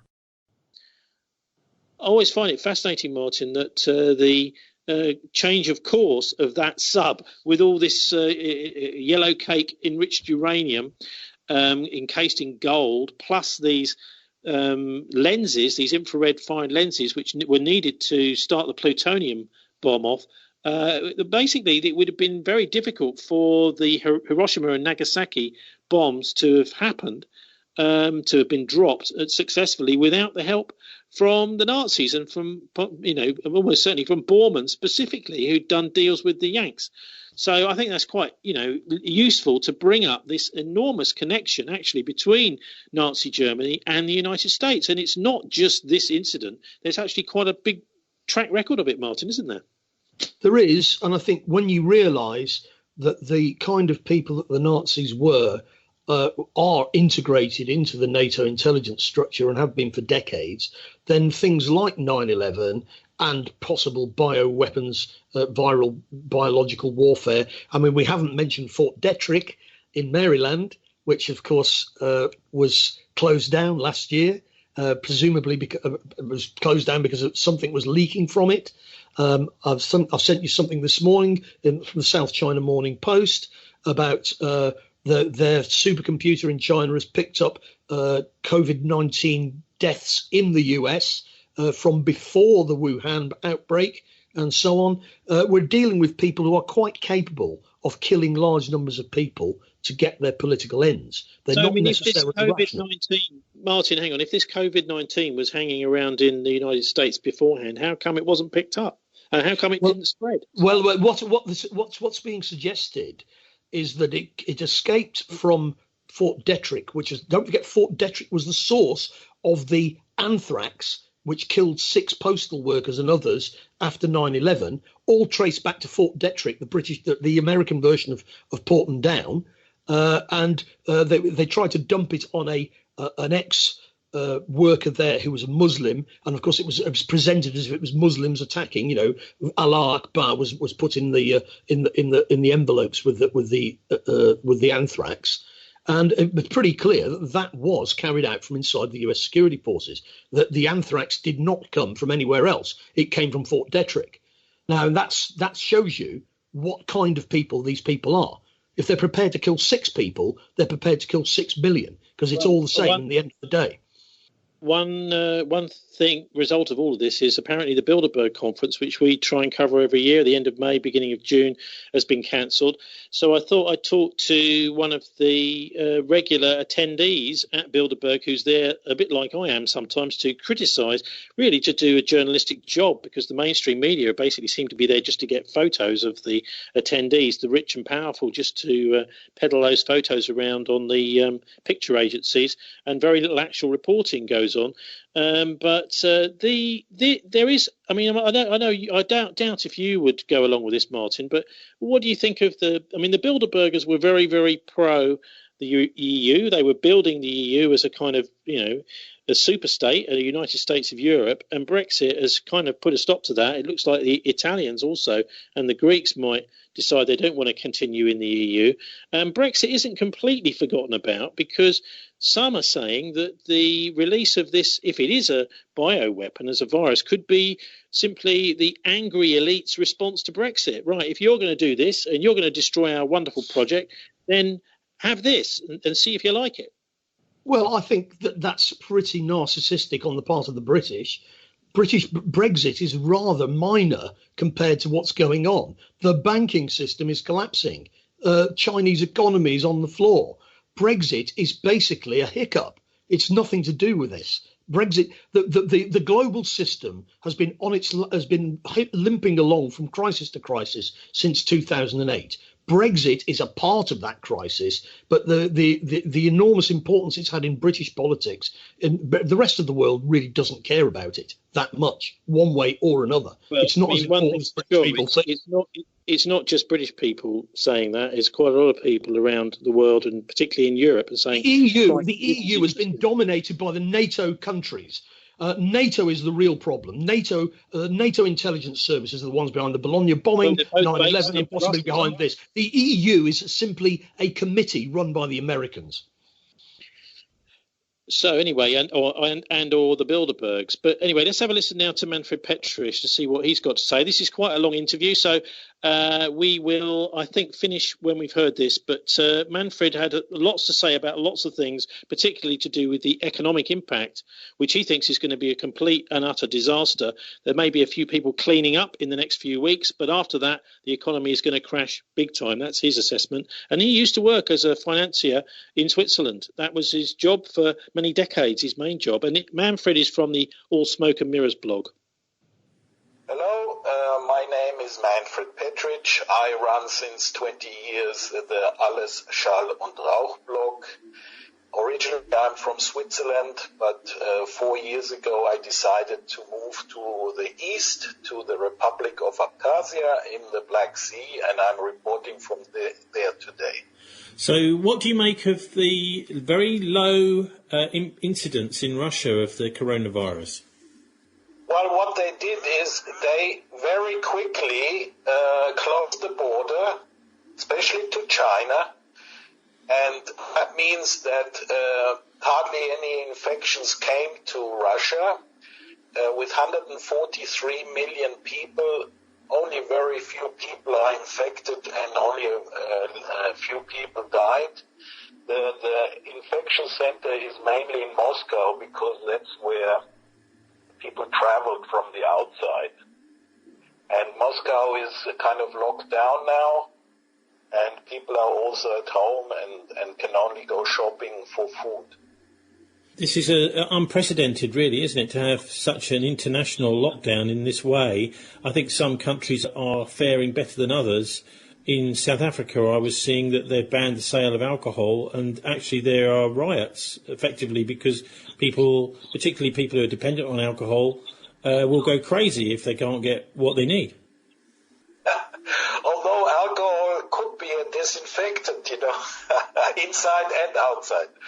Well, anyway, I'm getting reports from my readers that in Switzerland, especially in Switzerland and in Germany and Austria, the hospitals have nothing to do.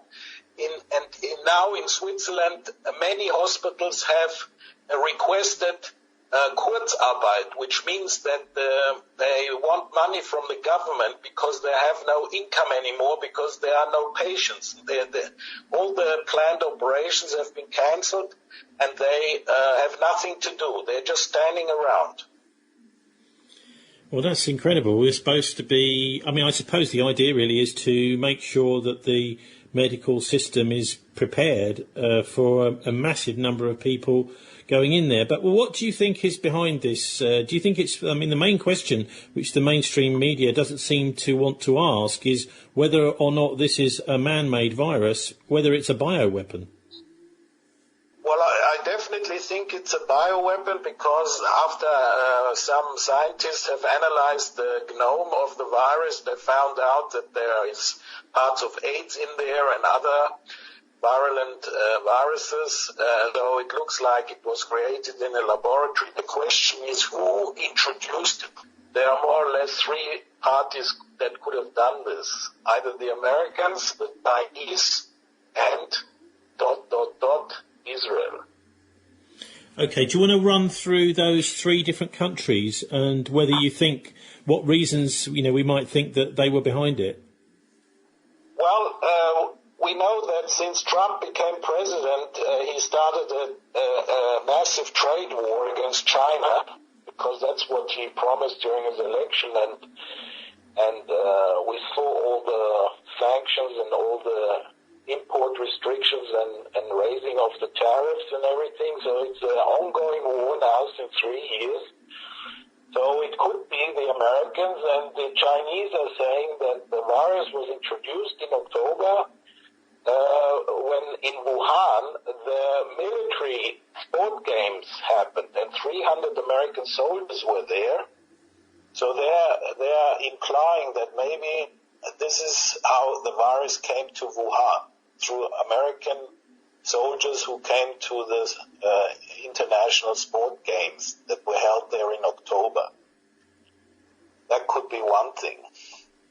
The other thing could be that it escaped out of a laboratory, and don't forget that the bioweapons laboratory in America, what's his name, was closed. You're talking here about Fort Detrick in Maryland.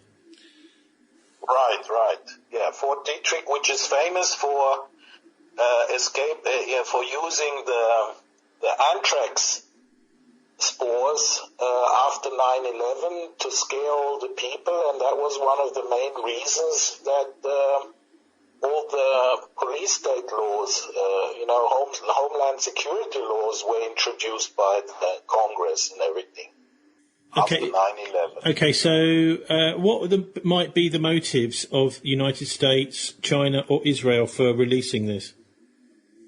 Well, it's very suspicious that the so-called biggest enemy of Israel, Iran, was tremendously affected, and it affected the whole government. I mean, ministers and top people of the Iranian government died actually from the virus, and it's very violent there. It's really going around. They have a lot of problems in Iran, and that is for me very suspicious on the one hand. But we can also turn things around. We can say maybe this is a plot by Putin and Xi to get back at the West because of the many 100 years of attacks against Russia and China. And this is a retaliation, and that's why they have Russia has very little infections, and also China looks like it's over the hill, and they're getting back to normal. They're trying to get people back to work and go shopping and visit restaurants, so they're over it. And so we can also think that it's the other way around. Well, so you think that maybe the Chinese and the Russians are rubbing their hands watching the West economic collapse? Exactly, and also that at the same time this whole oil price war has started, which fits completely into this thing to collapse the American shale oil industry, get rid of that competition, because don't forget that Trump has put massive pressure on Europe that they should not buy Russian gas and to not finish the Nord Stream 2 pipeline, and that Trump is forcing the Europeans to buy American gas and all these things. And don't forget, many conflicts are always about pipelines and about energy. Well, what's going to happen to the economy, do you think? Because it seems to me that many small and medium businesses are finished now, and big business is going to do very well out of this. Oh yes, this whole close down of putting people into their homes, that they're not allowed to go out, the lockdown and the closing of all the shops, factories, offices, etc., will mean that it will have a tremendous effect on the economy. Many businesses will go bankrupt, and it will clean them out, and in the end there will be big corporations left over like Amazon and things like that. They are profiting hugely from this situation. There are some people that say, well, the economy was in a terrible state anyway. It was actually Mervyn King who said that there is a £166 trillion debt overhang that cannot be paid. He said that about 18 months, 2 years ago. And, of course, this now seems as if money is no object, that governments have been borrowing fantastic amounts of money to bail out their healthcare systems, write off healthcare debts, all this sort of thing. But, of course, it means that governments are going to come out of this even more in debt than they were before. Absolutely. I mean, the 2008 banking collapse will be a kindergarten compared to what they will have to fix now, which is impossible to fix, because it's going to hit the whole world economy. And that means that there's no way they can use the central banks to supply everybody with money. I mean, the Americans are now prepared to give out $6 trillion into the American economy. Also, the European Central Bank and Germany is spending a lot of money to help businesses. But don't forget that they are mostly credit. This is not a present. These are credits. So that means those who apply for this help will be more in debt, or businesses will be more in debt because they have to repay it inside 5 years. And if they don't, then they go belly up also. So if you look at their balance sheets, they will be worse off by using the government money. So what effect will that have in the next few years, do you think? Well, definitely we will, what I call the so-called zombie companies, the zombie banks and the zombie companies who have been kept alive since 2008 by the free money, by the zero interest money or even negative interest money, they will all now in one go will go bankrupt. So instead of having a normal, over the last 10 years, cleaning up of the businesses who cannot survive, they were kept alive by this cheap money, and now they will all go in one go belly up. There will be a huge bankruptcy going through the whole world economy. What about stock markets, though? Because in stock markets are quite important. Many people now have been forced to take their money out of banks because of the lack of interest rates or negative interest rates, and put them into tracker investments that track the stock market. Can the stock market survive this, do you think? No, never. There will be a minimum of 50% devaluation or loss of the stock markets, or even more. To go back to a normal trend line, because in the last 10 years they created all these huge bubbles, the housing bubble, the stock market bubble, and also all the other bubbles they created are all going to collapse now. People are selling everything off because they have to have cash to pay their bills and also their everything that they have to pay. That's why also the gold price went down. They're selling everything they can do to get cash, because now cash is king, and so forth. Surely in a crisis like this, gold is going to do quite well. In the midterm, definitely. In the long term, absolutely, we will see gold prices which we cannot believe how high they will go, because what will happen is, by introducing all these huge amounts of money into the economy, we will have an inflation, because this huge amount of money is going to fight for the reduction of all the products. You see, the products are going to get less and the money more, which is absolutely the formula for high inflation. That's what's going to happen. Okay, look, getting back to the virus, I mean, is it possible to stop it? I mean, that's obviously what the world is trying to stop, this virus getting through the populations at the moment. But viruses are quite clever, tenacious things. They tend to hang on, and it may be, I wonder what you think, that by having the lockdown, it will just extend the pain. In fact, we will all get the virus. That's what has to happen, and has happened with all viruses in the past. You get it, you build antibodies, you get immune, and so we will all have it. The question is only, is it sooner or later? And if you have a good immune system, you have taken care of your immune system, you hardly notice, just like you hardly have anything with a normal influenza.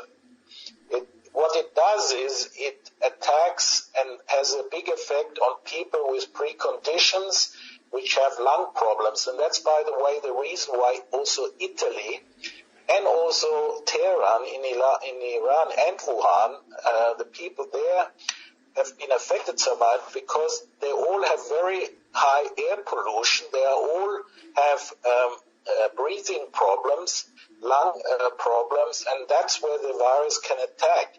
I mean, I know Italy very well, and the north of Italy, where this huge, so many people have been infected and also have died, is because it is very, very bad air pollution there. And the people all have breathing problems there. Their lungs are not like they should be, and that's why there are so many attacks. The same applies to Tehran. Very bad air quality. And that's why the virus can do this. Now, there seem to be other agendas as well. One is increased surveillance. I mean, we've seen this idea of contact tracking spreading out across the West. Now, this is something that's been going on in China for many years. That is the idea that, you will voluntarily say it's okay to track me everywhere I go. The reason being so that people can then track back to who you may have had contact with if you catch this virus. But then there's also this idea which is developing of having some kind of a vaccine to this, and then an ID card that you have to use to access most public services to prove that you've had the vaccination. Absolutely. That's actually, for me, the biggest danger that we face. People like Bill Gates and others who have been trying to get us all vaccinated over the last 10, 20 years, it's their field day, because now they can, the resistance from the population is completely broken down. I'm really sadly surprised how people accept all this lockdown, all this, removal of the constitutional rights, freedom of movement, freedom of assembly, that they are prepared to give it all up because of so-called safety. And that means that the governments will use this crisis, of course, for their purposes. They have given themselves a lot of power, and they are not going to give it up after the crisis. They're going to keep all these things, the control via mobile phone, via apps, and all these things, police state methods. They will keep that. It's not going to get away after the crisis, that's for sure. I wonder if you think there's any relation to Brexit, because some people have even speculated that this is the punishment, because this is a big plan for the European Union, which has been developed over many decades by the most powerful, richest people on the planet. So do you think that this may be related to this idea that Britain was starting the process of really unravelling the European Union? Well, you could see it that way, but what actually will happen is exactly the opposite. All the people in the EU recognize.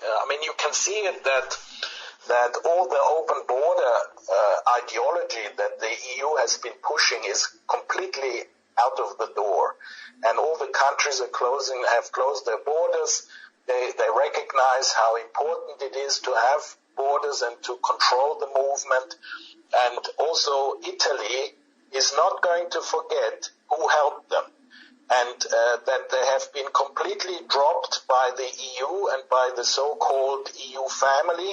And who helped Italy? It was the Russians and the Chinese, by sending medical staff, by sending medical equipment to Italy, and they will not forget that. So Italy is actually a candidate for the next exit, and we'll use Britain as an example. And so I think personally the EU is actually done, and especially with von der Leyen. Everything she has ever touched in her career has failed. So she is a complete incompetent fool and failure at the head of the EU, and she's going to bury the EU. That's what I think. Because the people are fed up with this whole open border globalization thing. Well, one of the organisations that's been behind the European Union is the Bilderberg Conference. We've heard from them. Apparently they are postponing their conference this year. Yes, on the official website of the Bilderbergers, they announced that they will not meet as usual end of May, start of June, that which should have happened here in Europe. But they have postponed this meeting, so they are also afraid, and cannot get together like everybody else. And but it's their baby, which they created, so they can now watch how it disintegrates. Thing is, though, insiders will have made a lot of money. There's several articles around there saying that some people have turned millions into billions through the future markets and the casino banks because they bet on a collapse. Oh yeah, I mean you can do all the put options on all. You can do short selling and because the markets have dropped so tremendously, you can make a lot of money with stocks going down, just like you can make money when the stocks go up. You just short sell everything and then you earn a lot. This has happened for people who understood this situation. Maybe they had some insider knowledge. Absolutely. For instance, the German government actually in 2012 got a complete report about a pandemic and what's going to happen and what effect it will have.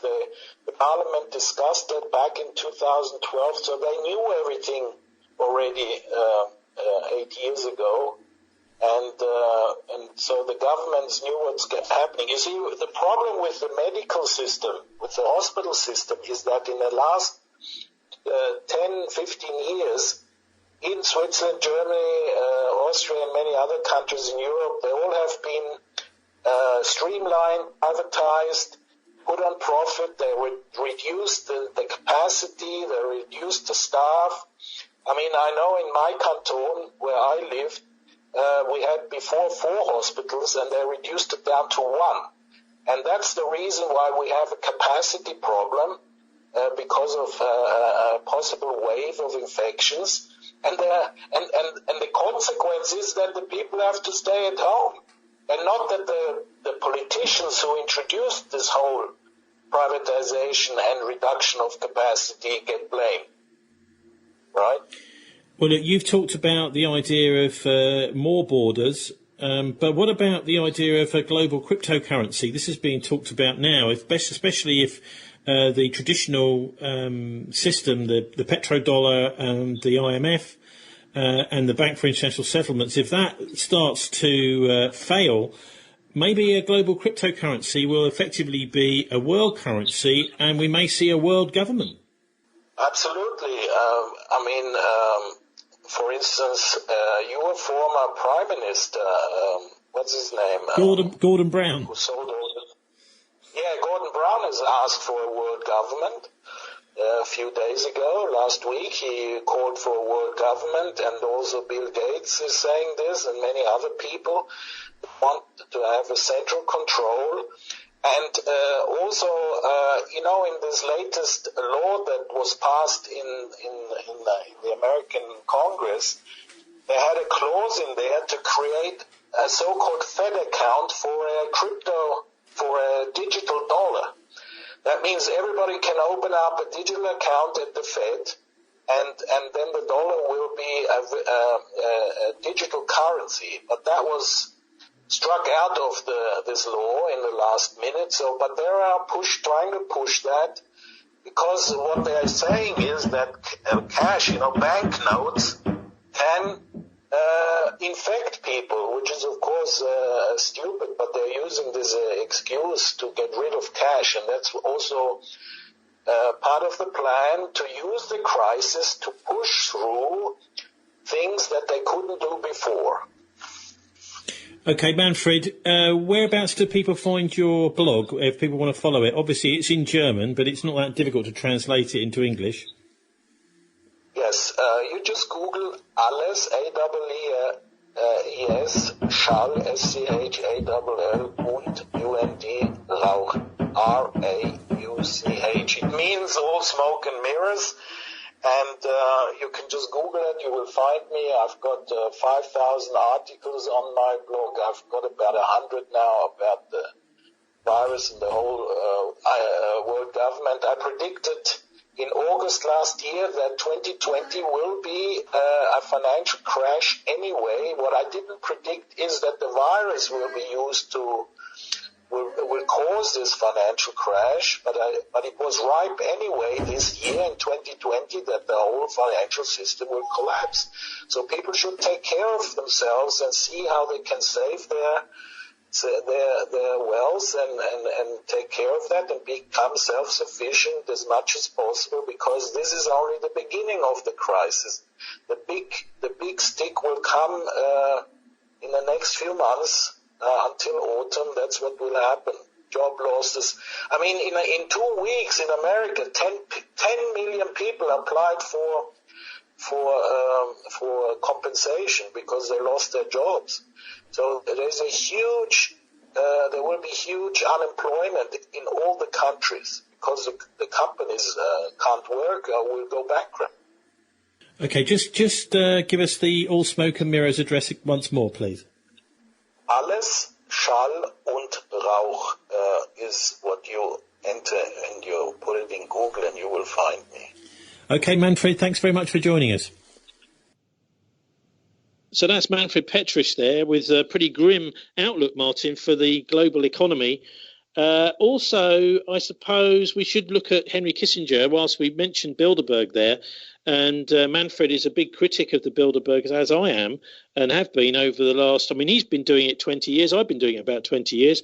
But the Henry Kissinger has been saying that unless the world gets its act together and gets organised and beats this virus as a global, almost like a kind of world government, and of course Gordon Brown has been suggesting that too, if we don't do that, this crisis could set the world on fire. I mean, Kissinger is putting himself right in the middle of this and saying either we knuckle down and create a much better system of international order, better than the UN anyway, or else the world will set on fire. Well, the world's already on fire if you're living in unfortunate countries like Syria.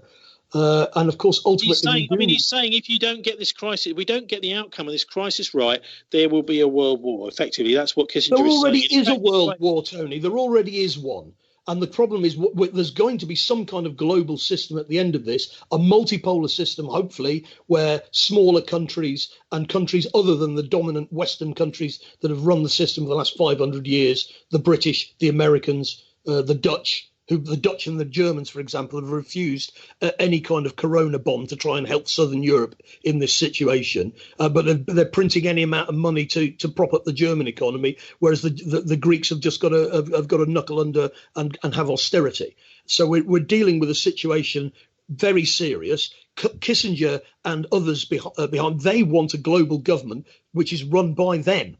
We need a global government that's run by us. And that's what World War III is already about. And World War III has already started. It started on 9/11. So what does a world government run by us mean? What do you mean by that? Well, what it means is we have democratic control in all countries, and the democratic leadership of all countries cooperates together to try and solve what are clearly global problems, which cannot be dealt with on a local level.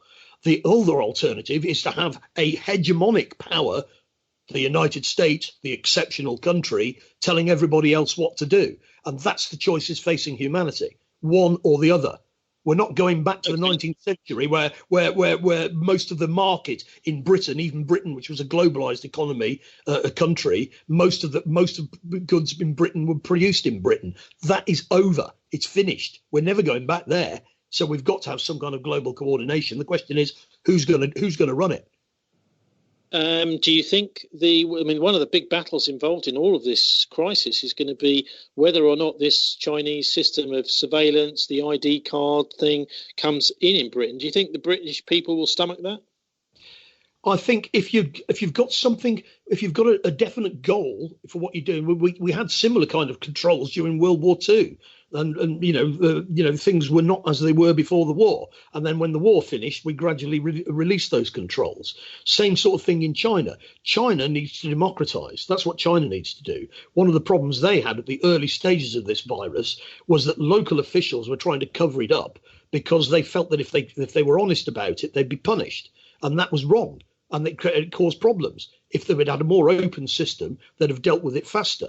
On the other hand, there are deliberate attempts to destabilize the Chinese system, have a revolution, which will not lead to a democratic China. It will lead to a massive civil war in China, which will pull the world economy down into a hellhole. So that's not a solution. That's one aspect of all of this, of course, is it's meant an end to the protests. I mean, there were actually some quite enormous protests in Wuhan itself, in China, against an incinerator, which people believed, I mean, as maybe some people in Bristol believe the incinerators at Avonmouth are just going to be pouring out poison, effectively, and they're protested against it in Wuhan. We've obviously had the much more well-publicised yellow vests protests completely closed down in France, and in fact Macron saying this week that he's not going to allow anybody out during the day onto the streets at all, which is, I mean, that's far worse than the Second World War occupied situation under Nazi Germany, and also, of course, the Hong Kong protests all shut down, Martin. Well, yes, I mean, we can see what the implications of all this are. Nevertheless, I would suggest to you that the majority of people in China have supported their government's attempts to control the virus, and they recognise that they haven't done a 100% brilliant job, but they've done a far better job than the neoliberal cretins who run Britain and the United States, who basically ignored the crisis until it came and smashed them in the face like a wet fish. So all of these judgments are going to be made as we go forward. And this is going to be a massive struggle for humanity to control A, the virus, B, the economic fallout, and C, we've got to build a genuinely environmentally friendly human society where we can all basically rub along. And that's got to be the goal, hasn't it? Well, it certainly sounds like a good idea. I wonder if you've got any more stories you think might have been covered up this week, Martin, because we've had absolute blanket coverage on the virus, which is, I suppose, is understandable, but quite often happens is other bits and pieces get buried. I think what's been particularly buried is A, the financial stuff which we've been talking about. That's obviously, but B, the real problem is the warfare stuff. We're drifting towards an outright confrontation between Russia, China and their allies and the West and its allies in places like Iraq, in Syria, in the South China Sea and other potential flashpoints. Venezuela, there may be an attempted coup in Venezuela. It's looking very, very serious. And Bolsonaro may be removed by the Brazilian army, I understand, because they're unhappy with the way he's dealt with the situation that's developing in Brazil. So we've got a very, everything's happening all at once on every front. And interesting, one of the bizarre things is it's normally on Good Friday we probably wouldn't have a show because we tend to rest on Good Friday. But so you listeners, you get this as a bit of a bonus. But I thought I'd read something out which was up on the church here in New Zealand today on Good Friday. I know it's only just started for you, but it's been going here for quite a while, Martin. We're about to go out of Good Friday, actually. And it goes as follows. As we tell of Jesus' trial and execution, reminds us of those who are found legally guilty for doing and saying the right things.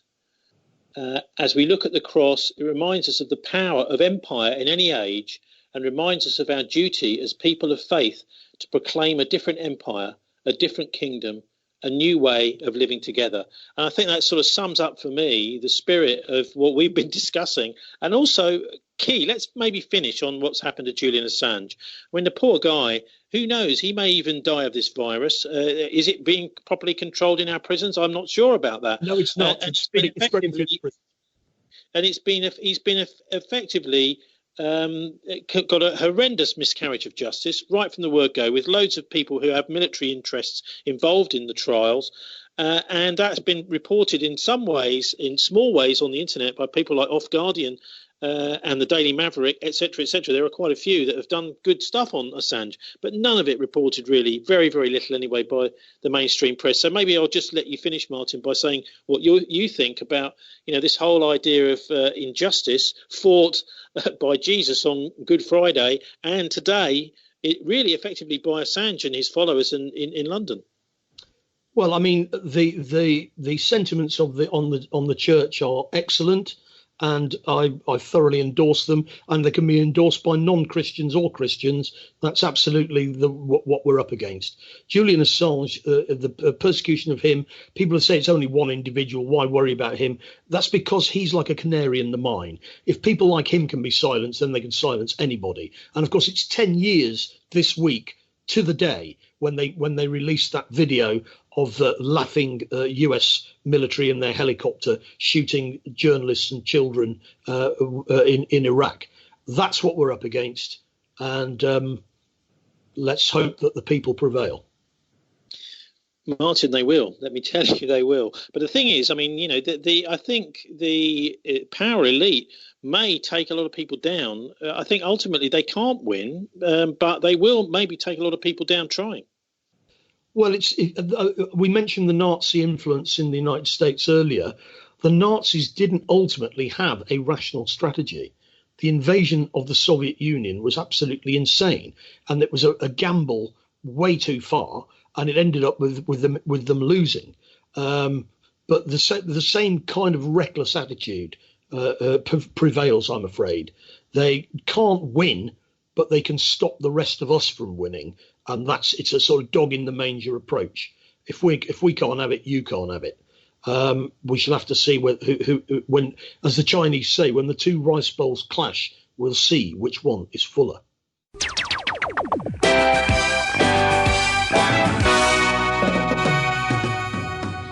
So thanks to our guests. Well, we had clips from Bill Gates, Matt Procala, from David Icke, Catherine Albrecht, from Norman Dodd, Joseph Farrell, and also All Smoke and Mirrors blogger Manfred Petrish.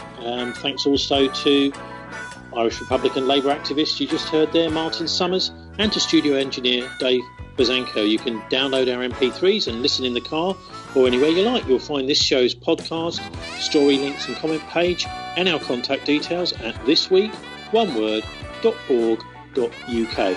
I'm on Twitter at Tony Gosling. Please have a relaxing and enjoyable Easter and BCfm week. I'll be back in the UK hopefully in May, God willing.